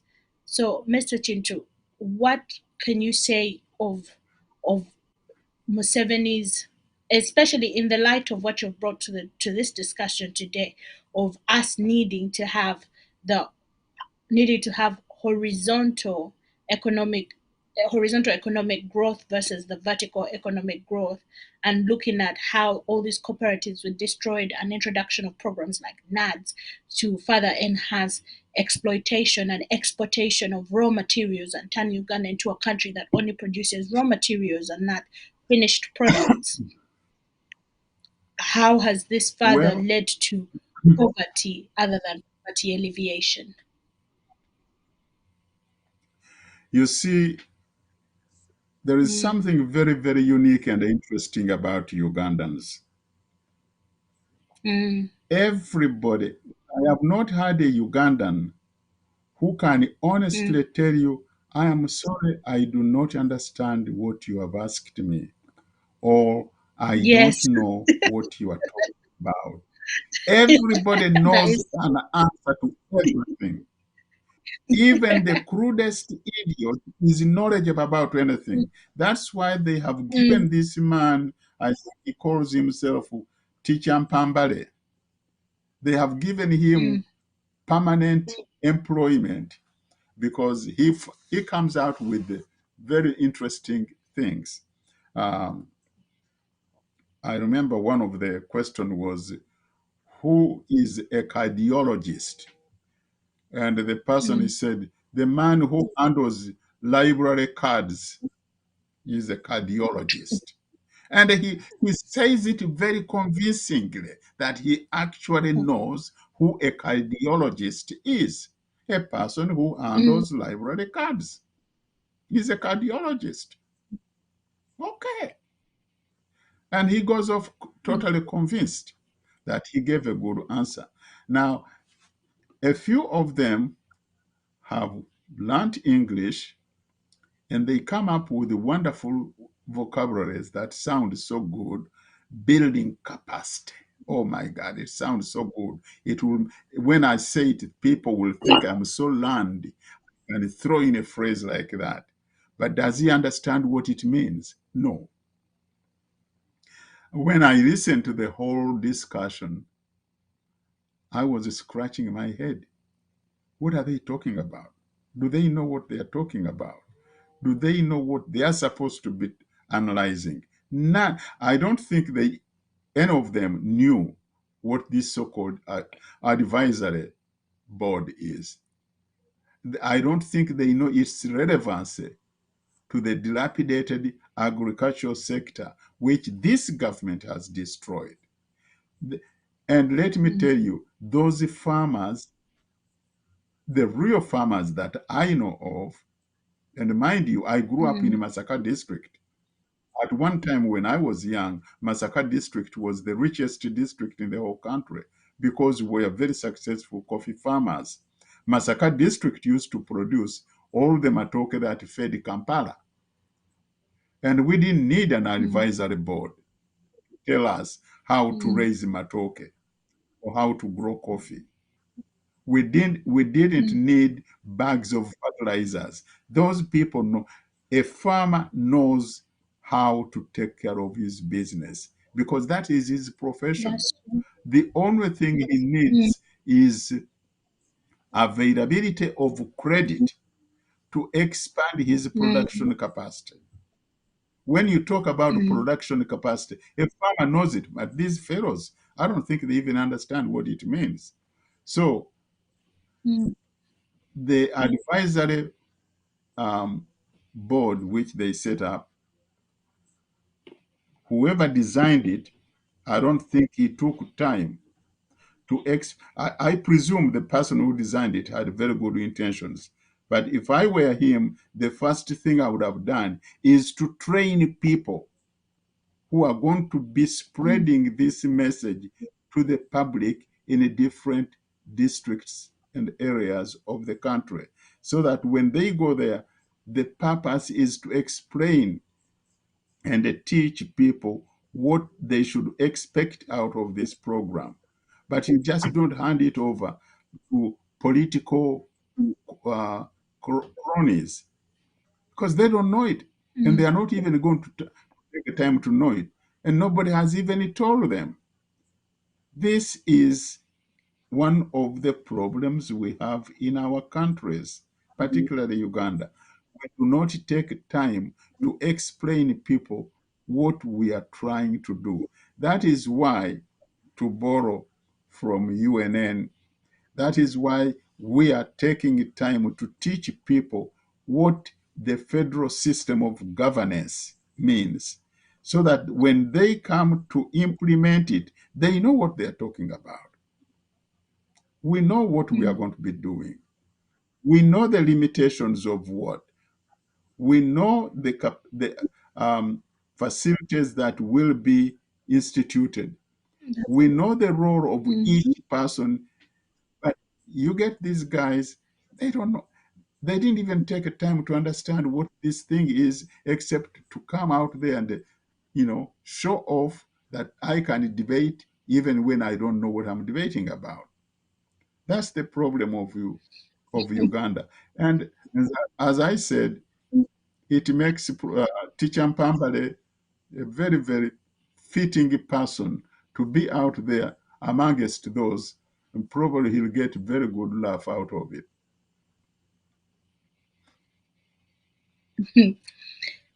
But yes, that what you did point out is true, and it also points to where we are at today, because you can imagine the past 30 years, everything being the same, having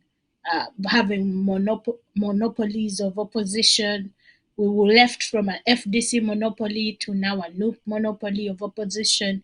We do not know where or what the agenda is, and on top of everything else also to do with the regime, we do not take our time to know exactly what we want and how we're going to get it. I guess the question is the answer is we don't strategize. But now, Mr. Chintu, turning to the last program of our day, and this one has to take it all, I found.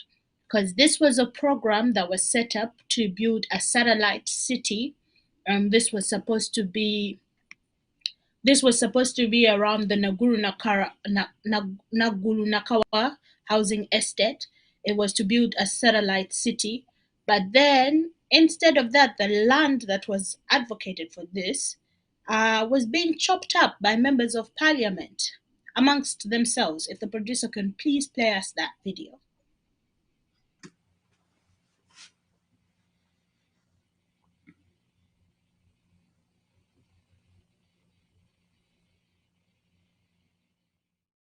"15 years later, plans for a satellite city at Naguru-Nakawa housing estate remain a myth as top government officials, including current and former ministers, are accused of parceling out the 53-acre piece of land. The project, conceived in 2007, with government signing an agreement with OPEC Prime Properties Limited for the redevelopment of the housing estates, suffered a stillbirth as the developer failed to meet his part of the bargain. Since then, over 20,000 tenants who were supposed to benefit from the low-cost housing units and some individuals have been engaged in physical altercations and court battles over the same land. The Ministry of Lands and the Uganda Land Commission, who repossessed the land on behalf of government, have been accused of issuing multiple land titles, prompting investigations by state agencies. Consequently, Parliament last week constituted an ad hoc committee to look into the matter. Among those lined up for questioning are former ministers and current ministers in the Ministries of Lands and KCCA and the Attorney General. For this assignment, we must walk through the journey of this land, when the tenants were there, how it moves to OPEC, from OPEC to some group of people, to the current owners. Because, as you are aware, this land reverted to Uganda Land Commission, and it is Uganda Land Commission that is allegedly giving the plots to the different owners. So we need to interact with them. We also need, Mr. Chairman, to interact with the Attorney General to ascertain the legality of the different transactions. In the 10th Parliament, the House rejected a report by the Physical Infrastructure Committee on the same land for failing, among others, to name individuals who might have benefited in the land parcels. The public expects of us to be very, very genuine and honest in finding out what exactly is happening in this matter. I'm therefore glad that we are going to get to the bottom of this, and if there are any officials found to have used their offices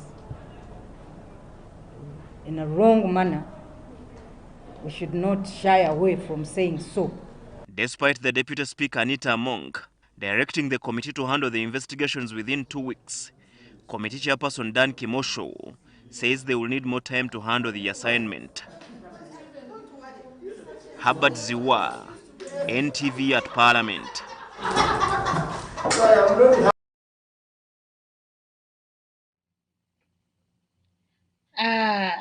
It has been 15 years. 15 years. And they haven't even managed to lay bricks for the foundation of this city.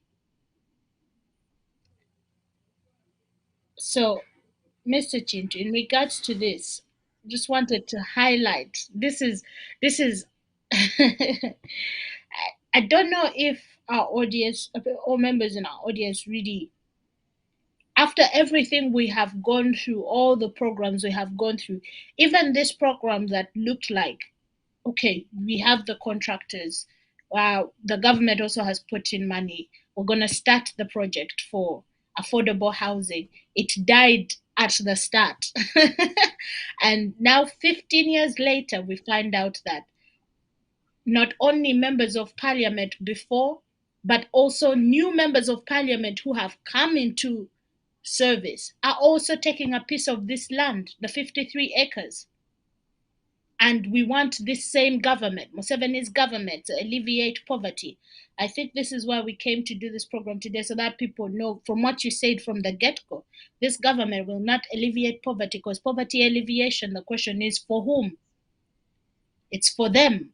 It's for the people who are serving them too. It has never been for the masses. If this case does not show you that, then I do not know what else will show you that. But Mr. Chitu, what do you think about this project that went sour at its birth? And up to today, members of parliament or people serving in this ministry are still benefiting from stealing away chunks of the land that was dedicated to this satellite city. It was supposed to look like this in the picture. Well, this is, there is no description of the depth of corruption, theft, and criminality that you find in this regime of NRM. This is not the only project that they have eaten all the money. And I can bet you, even if you brought the biggest ropes and hung them around their necks, you are not going to find a penny still lying somewhere that was allocated for this project 15 years ago. They have already eaten it.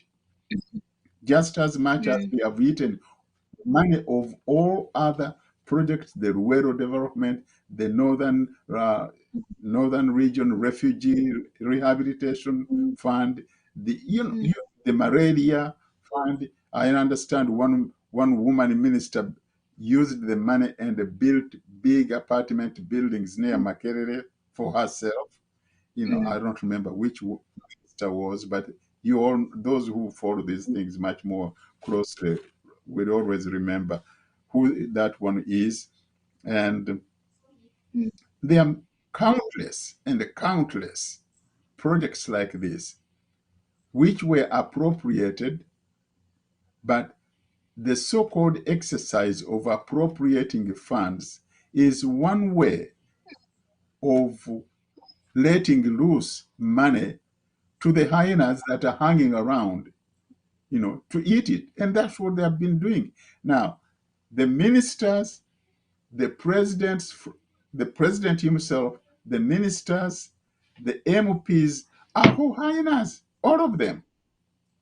Now, which one is going to tell which one you ate more meat from the carcass than I did? And they are going to say, shut up, we all shared the same carcass. That's it. Case closed. How many times we have had reports, all this money, and the minister says, I apologize, the money has disappeared, we are still investigating who is responsible. That's all they do.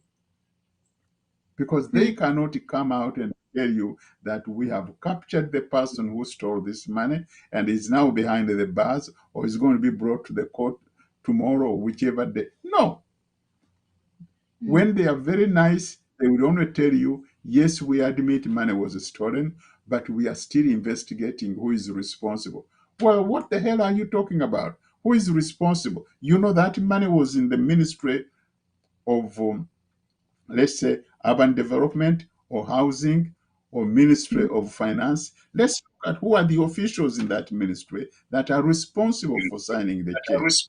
But you are not touching them. You are not touching them. Yeah. The only thing you can say is we are investigating. That's a shame.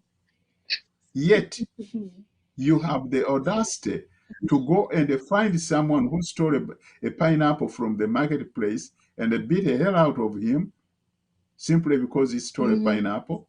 But you have these thieves within your offices who have stolen billions. If there is any exercise of hanging people who are thieves, you should start with Museveni, his wife, his brother, Salim Saleh, his brother-in-law, Sam Kutesa, no, all of those. Just hang them. If you can't hang them, send them to Congo. The Congolese know how to do it better. But there is no way you are going to develop Uganda when you still have these invaders running the country. No way. The first thing that Ugandans need to do, get rid of them by any means necessary. And now you have a very good, clear example just from your neighbors. Your neighbors have just said, to hell with this. We thought someday we are going to have a government or police or international community. Now they are aware that there is no international community for them. There is no government for them. They are pushing Kisekedi, who is in bed with Kagame in one way or the other, and they are forcing him. I understand they even wanted to blow him up a few days ago because they realize he's a sellout. That's what we need to do in Uganda, not today, yesterday. But the people of Uganda are still playing these little games. You find them all dressed up in uniform, dancing and singing and drinking, and say, we are removing a dictator. Is that the way you remove a dictator, by dancing and singing? Or floating on yachts? If that's the way they do it, then I don't understand which planet you come from. We are being hoodwinked by our own people in our midst. Ugandans need to understand the people you are kissing, adoring, and praising are not out for you. They are having fun, and that's all they are doing. Or they are just too blind to know what it is. They don't care about you. They are just enjoying life, and you are suffering. You people better wake up. Remove the man the way other countries have been able to remove dictators. But you are dancing, singing, and drinking Heineken, you ain't going to cut the cake, baby. You are fooling yourself. And all those people you are adoring right now, you are just displaying another facet of stupidity in politics. Then I guess after that, Mr. Chintu, we'll go into a short break, but I wanted to let everyone know that the studio line will be on the screen after our last segment, because we're coming back with our last segment. Prepare any questions or any comments that you'd like to contribute to the show, and we will go through them right after our last segment. We're going to come back and then look closely, because I think now the question that we should be asking ourselves, and I think you answered this best message into when you said, when you ask the question, poverty alleviation for whom? Because there are people who have been alleviated from poverty, and then other people who continued to be impoverished. So we should really keep that in mind. As the masses become poorer, political actors become richer, people who are in cahoots with this regime become richer, and we already know this regime has enriched themselves, has stolen from the nation and made themselves more wealthy. So we're going to come back with a small little segment. The studio line will be on the screen. Prepare your questions, your comments to send them to us as we will listen to them. But as of now, we'll take a short break and be right back.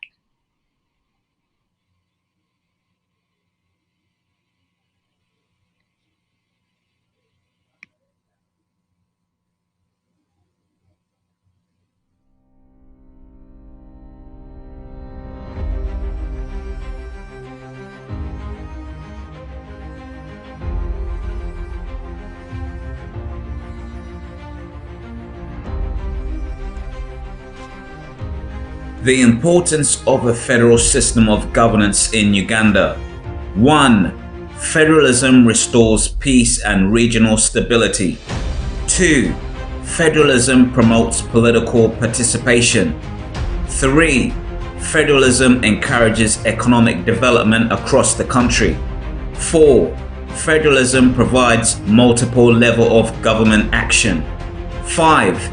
Federalism accommodates a diversity of opinions. 6. Federalism protects against tyranny of the majority. 7. Federalism promotes unity without imposing uniformity. Register today and join the UFCC Assembly by visiting www.ufcc.uk.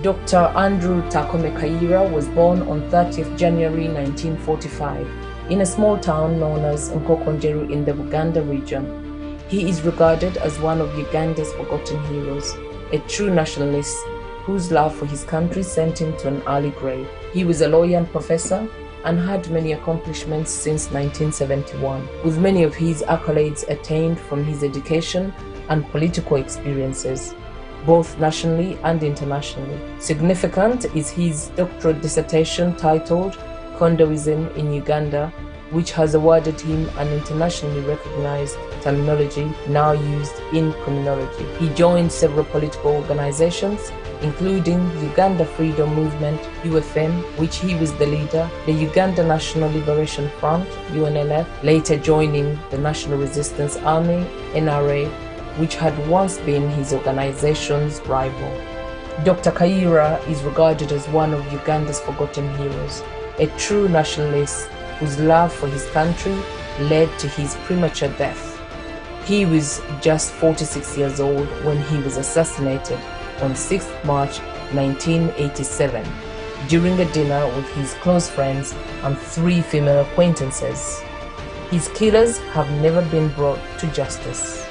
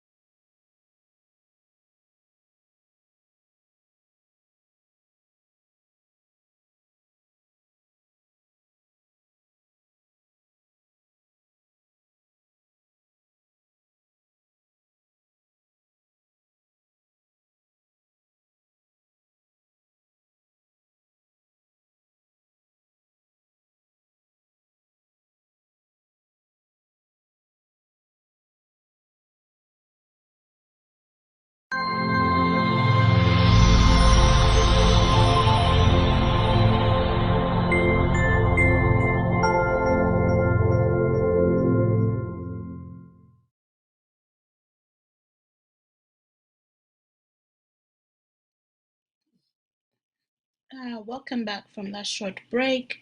As I said before the break, the studio line is on the screen. Please feel free to send your comments, questions, Okay. and we'll address them after this small segment that we're going to go through. But also, I felt that there is a need to point out, and something that we haven't pointed out, that the poverty and all these poverty alleviation programs function as they should function in a unitary system. So they go hand in hand with the system of governance that has been put in place. So not change of parliament, not change of government is going to change the impoverishment of people if we remain um, in this unitary system that is functioned to only elevate, as Mr. Chinto has highlighted, vertical economic growth, but not even affect the local economic growth. But before we go into the callers, Mr. Chinto, I wanted us to look at Uganda's military budget, because this is of importance to some extent, where most of our money goes and is put into, where most of the money even ends up being stolen. Because I remember when the government waged war on the Acholi region, they discovered that the money that was even being used there, a place that had to have a battalion of 150 people being given millions in dollars, had only 3 soldiers there. So it's used as a way to steal money. But nevertheless, why are we spending this much money for war? Who are we fighting against, protecting ourselves, when we know our enemy to be our government? So if the producer can please put on screen, we're going to look a little bit at our military budget in terms of what has happened in just 3 years span. So if you can see it now on our screen, our military budget it increased to 948 million US dollars in 20. And the maximum level for that when they were budgeting was $294 million. So they went for the maximum, and the minimum was 11 US dollars. So I don't know why our minimum stands at 11 million US dollars and a maximum that is not double, not triple, but is so much more inflated than the minimum. It stands as our maximum, and they found the need to go for a maximum. But in 2018, we spent $406 million on a military budget. In 2019, we spent $622 million on a military budget. And in 2020, we spent 948 million US dollars on a military budget.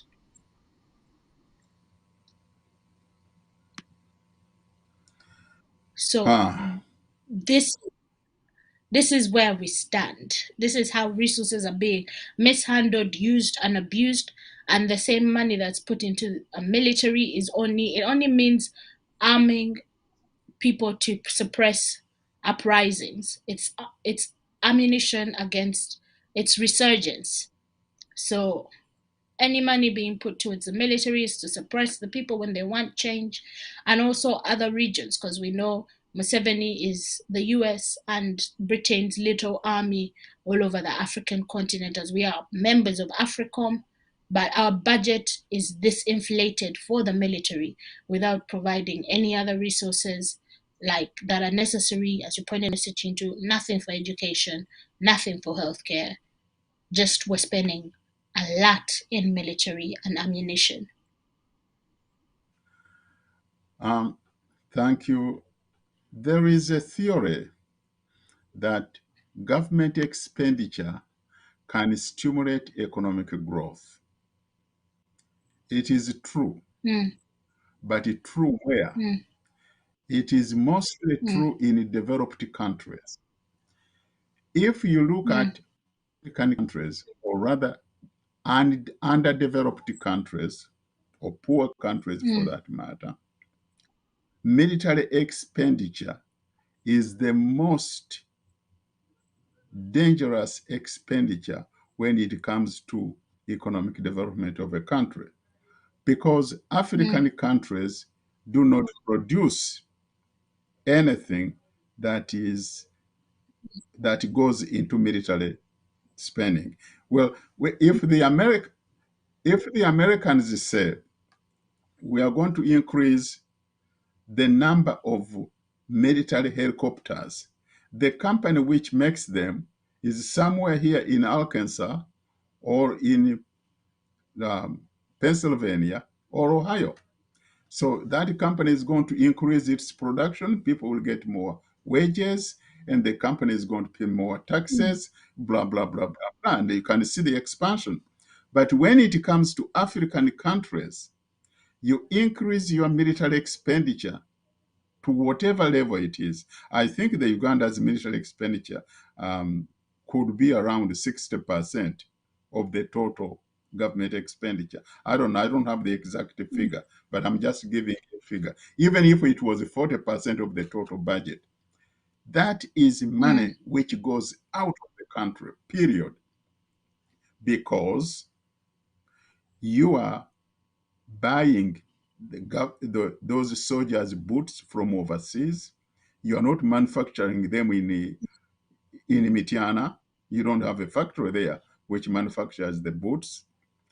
The guns that they are using, the trucks they are using, these Kabangali and all the other trucks, the tanks, the APCs, all the weaponry you are using, but from regular AK-47 to bazookas and other artillery weapons, everything is bought from outside. That is foreign exchange, which is coming out of your simple production of tobacco, coffee, and cotton. You see, instead of having money that will go into development programs, into providing essential services to the country, you are spending this money in military expenditure, which is not even serving you in any way other than just killing your own people. And that's what this expenditure is doing. So you are destroying the economy of the country, and you are destroying the population of the country by buying more tear gas, more bullets, more everything to kill your own people. You are killing them from both ends, forward and backward. That's horrible. And that military expenditure ought to be reduced. To another thing that we know about Uganda's military expenditure is they are paying themselves excellent salaries. And what I know, anybody who is out there can check, the SFC, which is 99% Tutsis, are getting better salaries than UPDF and the police force. I think I'm right on that. You can check those figures. Now, we also know that within the military budget, they are giving themselves salaries. They are giving their soldiers salaries. They are also giving salaries to family members or other Tutsi people inside Uganda to beef up the support of their Tutsi occupation of this country. So all that money is wasted. Another thing, they have appropriated money to send their own overseas for medical treatment, and that includes their family members and the girlfriends and the friends. Now, who are these? Again, you're going to find that all of those are not even Ugandans, for that matter. So the Uganda military budget is so dangerous and destructive to the country that it is depriving the people of essential services which they should get, and pumping all that to benefit this clique of invaders from Rwanda and the Congo. This is one of the things that we should really fight as Ugandans. We have to fight this, and if we don't, nobody's going to do it for us. My friends, watch out. This is very dangerous. Now, when you're right when you said all these things can happen in a government that is unitary, is run on a unitary system. I agree. However, there is more to it than that. When you have a unitary government which is highly corrupt and manned by non-citizens, then you have three areas of multiplicity in terms of destruction. And that's where the problem is. Definitely, we had bad governments before. And we had a unitary government under Idi Amin or Obote, but we didn't have this kind of destruction that we are now experiencing under this regime of unitary, corrupt, and foreign dominated. That makes it worse. We were bad off with the unitary and the corrupt, but now being foreign dominated, how much money has been taken to Rwanda from Uganda? I told you some time ago that we had a man, Emmanuel Ndunguse, who was in the Uganda Revenue Service. He used to work here in the World Bank. When Museveni took over, this man grabbed all the money that he could grab and take it to Rwanda. You had that woman, the one who has little legs like in Kwale's legs, who was in the Bank of Uganda, who stole all the money and they took it to Rwanda. Uganda is exporting electricity from Jinja to Kigali at a minimum price when the excuse me, when the people of Uganda don't even have electricity. Look at a district like Sebei. Sebei doesn't have electricity, not even one line. And yet the electric power is coming from Jinja, going to Kigali instead of going to Sebei. You see how corrupt and unfair this NRM Tutsi dominated regime is to us. This is what we should be fighting. We shouldn't be singing, chanting, and dancing all night long. No, we should be fighting this. But nobody's talking about it. That's what makes me sick.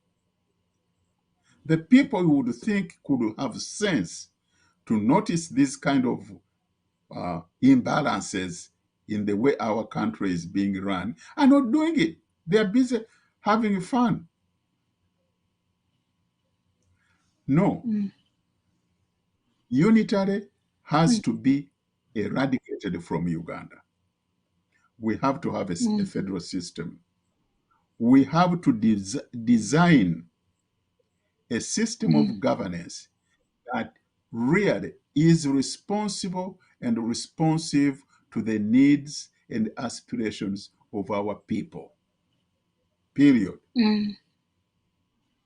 Especially those indigenous. Of course, when I say our people, I mean indigenous people. I'm not talking about these invaders from Rwanda. No, they are not even, we shouldn't even consider them among the people that we are taking care of because they are foreigners. And if they want to remain in Uganda, well, we can accommodate them as refugees if they have a reason to be refugees and they qualify to be refugees in the country. So, we have to be very careful. Our budget, as I said, the military budget is disastrous and detrimental to the development of the country. Corruption is disastrous, unitary is disastrous, and being ruled by foreigners is double disastrous.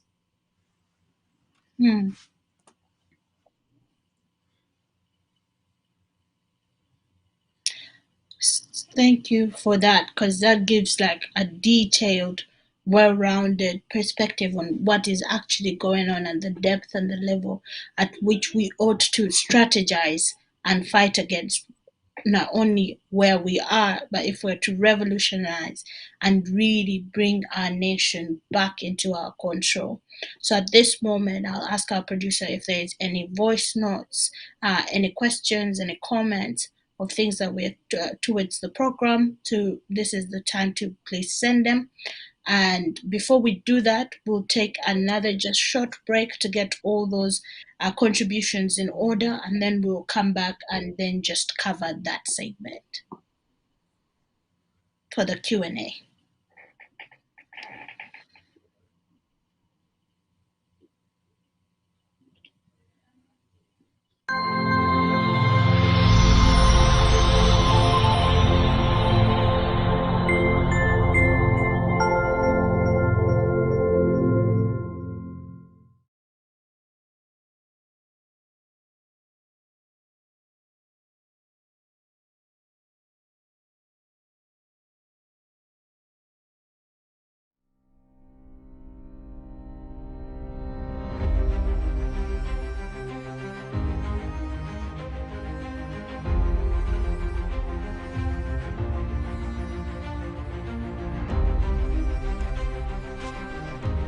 The importance of a federal system of governance in Uganda. 1. Federalism restores peace and regional stability. 2. Federalism promotes political participation. 3. Federalism encourages economic development across the country. 4. Federalism provides multiple levels of government action. 5. Federalism accommodates a diversity of opinions. 6. Federalism protects against tyranny of the majority. 7. Federalism promotes unity without imposing uniformity. Register today and join the UFCC Assembly by visiting www.ufcc.uk.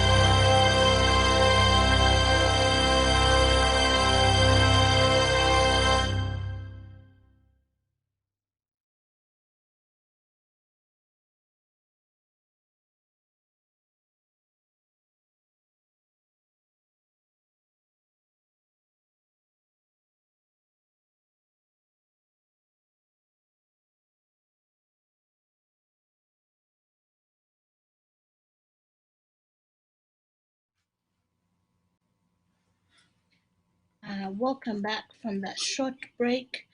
And if you just tuned in, if you've been with us, we've been talking about poverty alleviation programs that have been set up by this regime and why poverty still exists in the nation, the root causes of it, and what we ought to do in order to fully eradicate or start to address the problem of poverty within the masses.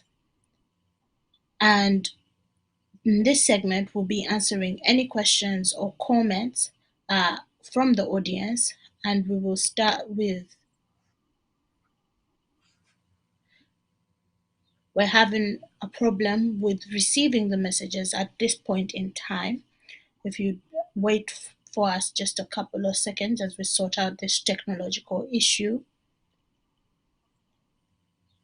But if we're not able to,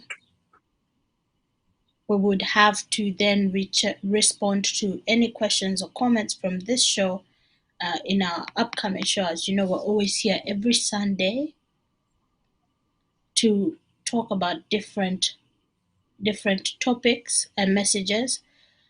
So it seems like we might not be able to get to your messages or comments for today, but we will give them a listen and then get back and respond in the other upcoming program. And we hope that if you sent any questions or comments, you'll be able to tune in for the next program. Then I would like Mr. Chintu to invite you to give your closing statement for today's topic. And I would like to firstly actually thank you for shedding light on today's topics and showing us like you've pointed to the root cause of this all and where we need to uproot in order to even now start thinking about national development or going forward politically as a nation, economically and politically as a nation. Thank you very much. It's unfortunate we can't get your questions. However, let me say this: unitary government is not the way to develop a country. All developed countries have federal systems wherever they are, including Russia operates according to federal system, not unitary. Now, with the corruption, in addition to a unitary bad system, corruption is just like having a water pot with holes. No matter how much water you're going to put in, it will not hold it.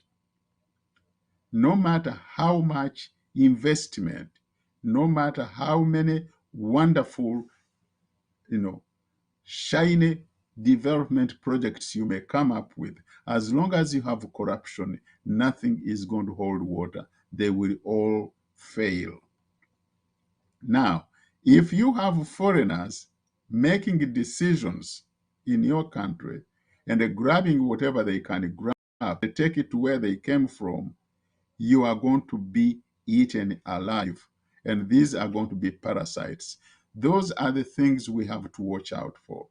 We have to aim at having a federal system of government with honest, dedicated, professional, and efficient people running that government. Not simply because you are my relative or my girlfriends or my tribesman, as some regimes have done. No, that is not going to develop a country. We have a lot of well-trained, excellent Ugandans who can run the country, who can provide the services, who can manage the institutions that we are going to build. And those people are there. They have to be tapped and brought back into the country to build their nation. That is the only way out. And we have to get rid of these foreigners. We have to get rid of these foreigners. We are seeing what is happening, what they have done. What they have done to Congo is the same thing they have done to us, except that we are so damn dormant. We are putting up with it. The Congolese are not doing that. It is time that Ugandans wake up and follow example of your neighbors. The more you waste your time dancing and singing and chanting, we are removing a dictator, when you are just removing one bottle after the other, is not going to develop the country, neither is it going to remove the dictator. You are fooling yourselves, and you are being fooled by those who make you think that dancing and singing removes a dictator. Ugandans better wake up. I'm not against anybody. I want anyone to come and participate in removing a dictator, but dancing is not going to cut it. Ladies and gentlemen, thank you very much for listening to us, and let us be honest at least for once in our lifetime and work for the salvation of our country and get rid of these foreigners who have usurped our land. Thank you.